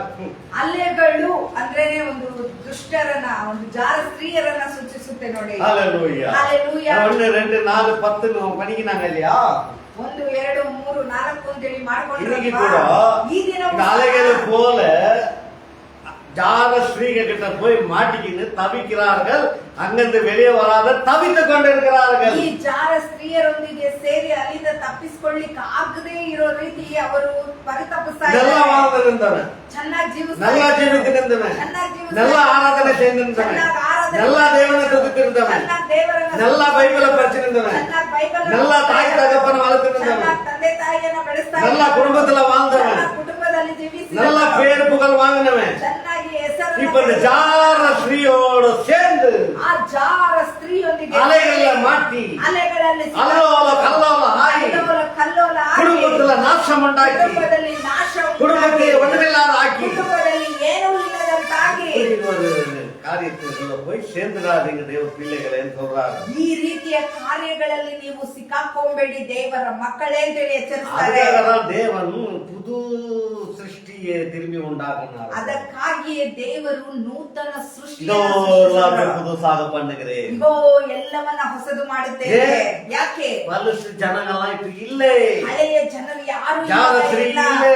ಜಾರ ಸ್ತ್ರೀ ಇಲ್ಲ. எல்லாம் அழிந்து போயிட்டாங்க. ಎಲ್ಲ ಅಳಿದು நாச போயிட்டார்கள். ನಾಶವಾಗಿ ಹೋಗ್ಬಿಟ್ರು. ஆனாலும் ಆದರೂ உங்களுக்கு இது எச்சரிப்பு. ನಿಮಗಿದು ಎಚ್ಚರಿಕೆ. இப்படி 7வது நாள்ல உள்ள வந்து சேராம ಈ ರೀತಿಯಾಗಿ 7ನೆಯ ದಿನದಲ್ಲಿ ದೇವರ ಸಮ್ಮುಖಕ್ಕೆ ಬಂದು தேவனுடைய ಸೇರದೆ, நாளென்று பார்க்காம ದೇವರ ದಿನವನ್ನ ಅಸಡ್ಡೆ ஆச்சாரனை ಮಾಡದೆ, செய்யாமல் ದೇವರ ದಿನವನ್ನ ಆಚರಿಸದೆ 7வது நாள் ஆச்சரணை செய்கிற பிள்ளையாக கிறிஸ்துமஸுக்கு ட்ரெஸ் போட்டு போட்டு அதுக்கெல்லாம் வழிங்க இல்லையோ 7வது நாள்ல என் அப்பா கிட்ட நான் இப்படி வரன்றது ஒரு நல்ல தீர்மானம் எடுங்க. ಕ್ರಿಸ್ಮಸ್ ನ್ಯೂ ಇಯರ್ಗೆ ಮಾತ್ರ ಒಳ್ಳೆಯ ಆಚರಣೆ ಮಾಡೋದಲ್ಲ, ಅದಕ್ಕಿಂತಲೂ ಹೆಚ್ಚಾಗಿ 7ನೆಯ ದಿನಗಳಲ್ಲಿ ಅಪ್ಪನನ್ನ ನೋಡೋದಿಕ್ ಬರ್ತೇವೆ ಅಂತೇಳಿ 7ನೆಯ ದಿನವನ್ನ ಆಚರಿಸುವವರಾಗಿರ್ಬೇಕು. அவங்க வந்து எல்லாரும் தேவ சமூக அலங்கார பிள்ளையாக இருக்க வேண்டும். ಒಳಗಡೆ ಬಂದು ತುಂಬುವಾಗ ದೇವರ ಸಮ್ಮುಖದಲ್ಲಿ ಎಲ್ಲರೂ ಅಲಂಕೃತರಾಗಿರ್ಬೇಕು. ஹalleluya. ஹalleluya. பாருங்க, ஆண்டவர் இங்க அழிச்சிட்டு பிற்பாடு 5 நிமிஷம் தான், 5 நிமிஷம் முடிக்க போகிறேன், முடிஞ்சிருச்சு. அவன் இன்னும் பேசினே இருக்கிறான், நிற்க கூடாது. ஒரு காக்காவை வெளியே அனுப்புறாரு பாருங்க. ಇಲ್ಲಿ ನೋಹನ ನಾವೆಯಿಂದ ಒಂದು ಕಾಗೆಯನ್ನ ಹೊರಬಿಡ್ತಾರೆ. என்னத்துக்கு அனுப்புறாரு? ಏನಕ್ಕೆ ಕಳಿಸ್ತಾರೆ? தண்ணி எல்லாம் மழை எல்லாம் நின்று போயிடுச்சு, ಮಳೆ ನಿಂತೋಯ್ತು, மழை எல்லாம் ரொம்பிட்டு இருக்குது, ಬೆಟ್ಟಗಳೆಲ್ಲ கீழே பார்த்தா பூமியே தெரியல, ಕೆಳಗಡೆ ನೋಡಿದ್ರೆ ಭೂಮಿ கீழே நாய்க்கு அப்புறம் ಹಲವು ದಿನಗಳ காக்காவை ನಂತರ வெளியே அனுப்புறாரு. ಕಾಗೆಯನ್ನ அந்த ಹೊರಬಿಡ್ತಾರೆ. காக்கா என்ன பண்ணுதான்? ಆದ್ರೆ ಈ ಕಾಗೆ ಏನ್ அது அவன் ಮಾಡುತ್ತೆ? 8-6 பாருங்க. ಆದಿಕಾಂಡ 8:6 ಓದಿ. 40 ದಿನಗಳಾದ ಮೇಲೆ ಹ್ಮ್. ನೋಹನು ತಾನು ಮಾಡಿದ ನಾವೆಯ ಕಿಟಕಿಯನ್ನು ತೆರೆದು ಕಾಗೆಯನ್ನು ಹೊರಕ್ಕೆ ಬಿಟ್ಟರು. ಹ್ಮ್. ಭೂಮಿಯ ಮೇಲಿದ್ದ ನೀರು ಒಣಗುವ ತನಕ ಆ ಕಾಗೆ ಹೋಗುತ್ತಾ ಬರುತ್ತಾ ಇತ್ತು. Hallelujah. ಹೀಗಿರಲಾಗಿ ನೀರು ಇಳಿಯಿತೋ ಇಲ್ಲವೋ ಎಂದು ತಿಳುಕೊಳ್ಳುವುದಕ್ಕೆ ನೋಹನು ಪಾರಿವಾಳವನ್ನು ಹೊರಕ್ಕೆ ಬಿಟ್ಟರು. பாரிவாள அனுப்புறதுக்கு முன்னால யார அனுப்பிச்சாருன்னா, ಈ ಪಾರಿವಾಳವನ್ನ ಕಳಿಸೋದಕ್ ಮುಂಚೆ ಯಾರನ್ನ ಕಳಿಸಿದ್ರು? யார அனுப்பிச்சாங்க? ಯಾರನ್ನ ಕಳಿಸಿದ್ರು? காக்காவை அனுப்பிச்சாங்க. ಕಾಗೆಯನ್ನ ಕಳಿಸಿದ್ರು. காக்கா என்ன பண்ணிட்டு இருக்கான்? ಕಾಗೆ ಏನ್ ಮಾಡ್ತಾ ಇದೆ? கால் வைக்க இடம் இல்லையா? ಕಾಲ್ ಇಡೋದಕ್ ಸ್ಥಳ ಇಲ್ಲ. கால் வைக்க இடம் இல்லைன்னா என்ன பண்ணணும்? ಕಾಲ್ ಇಡೋದಕ್ ಸ್ಥಳ ಇಲ್ಲ ಅಂದ್ರೆ ಏನ್ ಮಾಡ್ಬೇಕು? கப்பலுக்குள்ள வந்து சேரணும். ಹಡಗಿನಲ್ಲಿ ನಾವೆಲ್ಲ நோவா வெளியே நின்று இருக்கிறான். ನೋಹ ಹೊರಗಡೆ ನಿಂತ್ಕೊಂಡಿದ್ದಾನೆ. வெளியானா அந்த ஜன்னல் வழியா நின்று பார்த்துட்டு இருக்கிறான். ಆ ಕಿಟಕಿ ಮುಖಾಂತರ ನಿಂತ್ಕೊಂಡು ಹೊರಗಡೆ ಕರವನ್ನ ನೋಡ್ತಾ ಇದ್ದಾನೆ. ನೀಡ್றான். ಕರವನ್ನ ಚಾಚ್ತಾ ಕಾಗೆ ಇದ್ದಾನೆ. ಬಂದಿರುக்குது. ಹಾಗೆ ಬರ್ತಾ ಇದೆ. வந்து உட்கார்ந்திருந்தா கை மேல ಬಂದು இருந்தாங்க. ಕೈ ಮೇಲೆ ಕುತ್ಕೊಂಡ್ಬಿಡುತ್ತಾ ಅಂತೇಳಿ ஆனா ನೋಡ್ತಾ இது ಇದೆ. என்ன பண்ணா? ಆದ್ರೆ ಈ ಕಾಗೆ ಏನ್ ಮಾಡುತ್ತಂದ್ರೆ கை மேல வரலையா? ಕೈ ಮೇಲೆ ಬರ್ಲಿಲ್ಲ. மேல போய் உட்கார்ந்துக்கிட்டான். ನಾವೆಯ ಮೇಲೆ ಕುತ್ಕೊಂಡ್ಬಿಡ್ತಾ ಇದೆ. ಯಾಕೆ? இது போய் பொண்ணுத்துக்கு மேல உட்கார்ந்து பொண்ணுங்களை சாப்பிடுற அசுத்த பறவையாக ಈ இருக்கிறது. ಒಂದು ಕಾಗೆ ಹೆಣಗಳ ಮೇಲೆ ಕುತ್ಕೊಂಡು ಹೆಣಗಳನ್ನ ತಿನ್ನುವ ಒಂದು ಅಶುದ್ಧವಾದ உள்ள ಪಕ್ಷಿ. போனா குச்சி போட்டுறாங்க. ಒಳಗಡೆ ಹೋದ್ರೆ ತಿರ್ಗಿ ಹಿಡಿದಾಕೊಂಡ್ಬಿಡ್ತಾರೆ. ಬಿಡಮಾಟಾங்க. ಪುನಃ ಹೊರಗಡೆ அதுக்கு ಬಿಡೋದಿಲ್ಲ. போறான். ಅದಕ್ಕಾಗಿ ಹೋಗುತ್ತಂತೆ. வந்து மேல உட்கார்ந்திருந்தான். ಬಂದ್ ಮೇಲೆ திரும்பಿ ಕುತ್ಕೊಂಡ್ಬಿಡ್ತಂತೆ. போறான். ಪುನಃ ಹೋಗುತ್ತಂತೆ. திரும்ப வந்து உட்கார்ந்தான். ಪುನಃ ಬಂದ್ ಮೇಲೆ கப்பலுக்குள்ள வரவே இல்லை. ಆ ನಾವೆಯೊಳಗಡೆ ಬರ್ಲೇ ಇಲ್ಲ. இன்னைக்கு பாருங்க, ಈ ದಿನ ನೋಡಿ ஆலயத்துக்குள்ள ಆಲಯದೊಳಗಡೆ சபைக்குள்ள ಸಭೆಯ வெளியே ಒಳಗಡೆ சாத்தான போல சுத்தி கொண்டிருக்கிறது. ಹೊರಗಡೆ ಕಾಗೆಗಳ ಹಾಗೆ ಸುತ್ತಾಡ್ತಾ உள்ள வர ಇದ್ದಾರೆ. மாட்டேங்குது. ಒಳಗಡೆ ಬರ್ತಾ அசுத்தமான ಇಲ್ಲ. காரியம், ಅಶುದ್ಧವಾದ அசுத்தமான ಕಾರ್ಯ, எண்ணம். ಅಶುದ್ಧವಾದ ಭಾವನೆ. பக்கத்திலேயே பிரியாணி, ಪಕ್ಕದಲ್ಲೇ பக்கத்திலேயே ಬಿರಿಯಾನಿ, பார், ಪಕ್ಕದಲ್ಲಿಯೇ அந்தாண்ட ಬಾರ್, மாலு, ಆ ಕಡೆ ಮಹಲ್, கிளப், ಕ್ಲಬ್. உள்ள வர மாட்டேங்குது. ಒಳಗಡೆ உள்ள வர ಬರೋದಿಲ್ಲ. மாதிரி தருது. ಒಳಗಡೆ ಬರುವ ರೀತಿ ಕಾಣುತ್ತೆ. அதே பாஸ் பண்ணிட்டு போகுது. ಹಾಗೇ ಕ್ರಾಸ್ நல்லா யோசித்து பாருங்க. ಚೆನ್ನಾಗಿ ಯೋಚಿಸಿ இது ನೋಡಿ. காக்கா புத்தியாக நம்ம ಈ வாழக்கூடாது. ರೀತಿಯ ಕಾಗೆ ಬುದ್ಧಿಯಂತೆ ನಾವಿರಬಾರ್ದು. ரெண்டாவது ಎರಡನೇದು பொறாவ விடுறாரு. ಪಾರಿವಾಳವನ್ನ ಹೊರ ಬಿಡ್ತಾರೆ. ಹೋದು.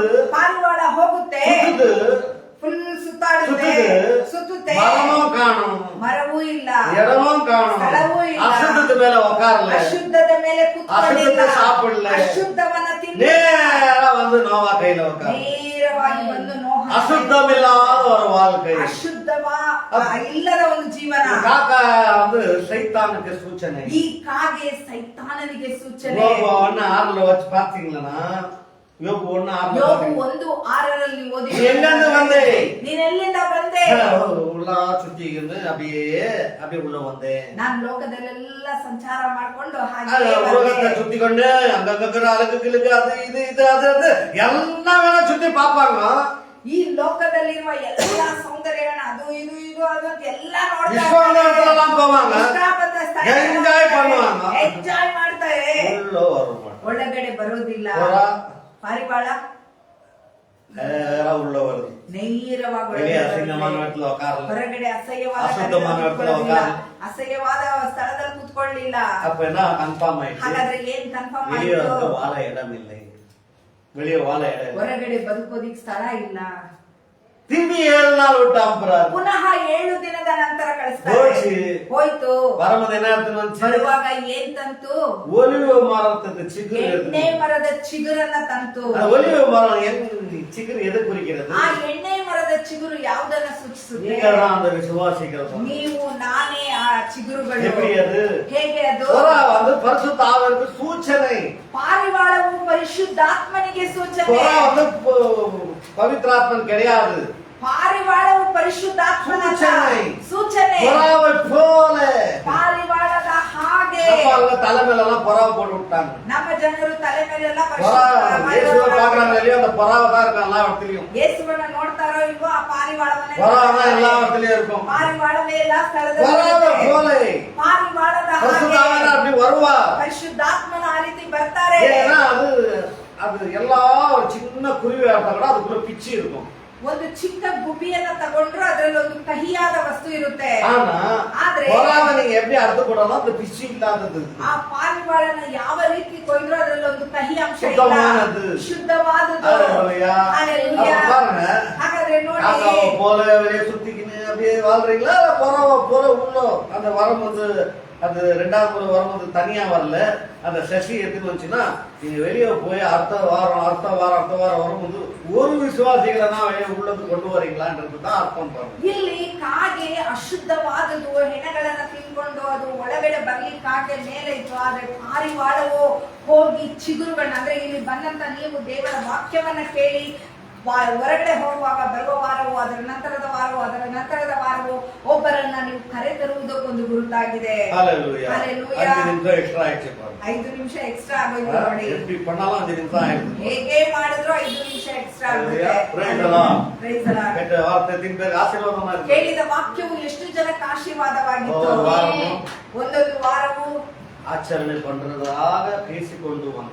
ಆಚರಣೆ ಮಾಡುವ ರೀತಿ ನೀವು ಮಾತಾಡ್ಕೊಂಡು ಬನ್ನಿ. ஞாயிற்றுக்கிழமை ಆಚರಣೆ பண்ற பிள்ளைகளாக வந்து நிக்கணும். ಒಂದೊಂದು ಭಾನುವಾರವೂ ಇಲ್ಲಿ ಆಚರಿಸುವ ಮಕ್ಕಳಾಗಿ ಬಂದು ನಿಲ್ಬೇಕು. மறந்து விடக்கூடாதுன்னு பிள்ளைக்கு சொல்லணும். ಇದನ್ನ ನೀವು ಮರೆತು ಬಿಡಬಾರದು ಅಂತ ಮಕ್ಕಳಿಗೆ ಹೇಳ್ಬೇಕು. வெளியே போயிட்டு 2 அவர் ಬಿಟ್ಟು போய் என்னன்னா பண்ணிக்கங்க. 7ನೇ ದಿನದಲ್ಲಿ 2 ಗಂಟೆಗಳ ನಂತರ ನೀವು ಹೊರಗಡೆ ಹೋಗಿ ಏನ್ ಬೇಕಾದ್ರೂ ಮಾಡಿ. ಚರ್ಚ್ಗಳಲ್ಲ first service, second service, third service, fourth service ಎಲ್ಲ இருக்கும். ಬೇರೆ ಸಭೆಗಳಲ್ಲಿ 1 2 3 4 ಆ ರೀತಿಯ ಸರ್ವಿಸ್ಗಳು ಅದು ಎಲ್ಲ ಸರ್ವಿಸ್ ನಾವು போய் நீங்க ಅಟೆಂಡ್ பண்ணிடலாம். ಅದರಲ್ಲಿ ಯಾವುದೋ ಒಂದು ಸರ್ವಿಸ್ ಅನ್ನು ಅಟೆಂಡ್ ಮಾಡಬಹುದು.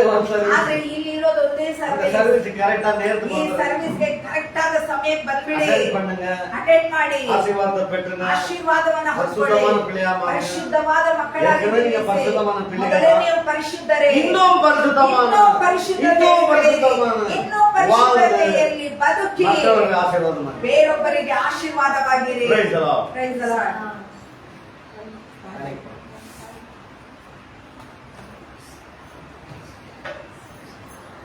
ಎಲ್ಲರೂ ಕರ್ತವ್ಯ ಮಾಡಿದ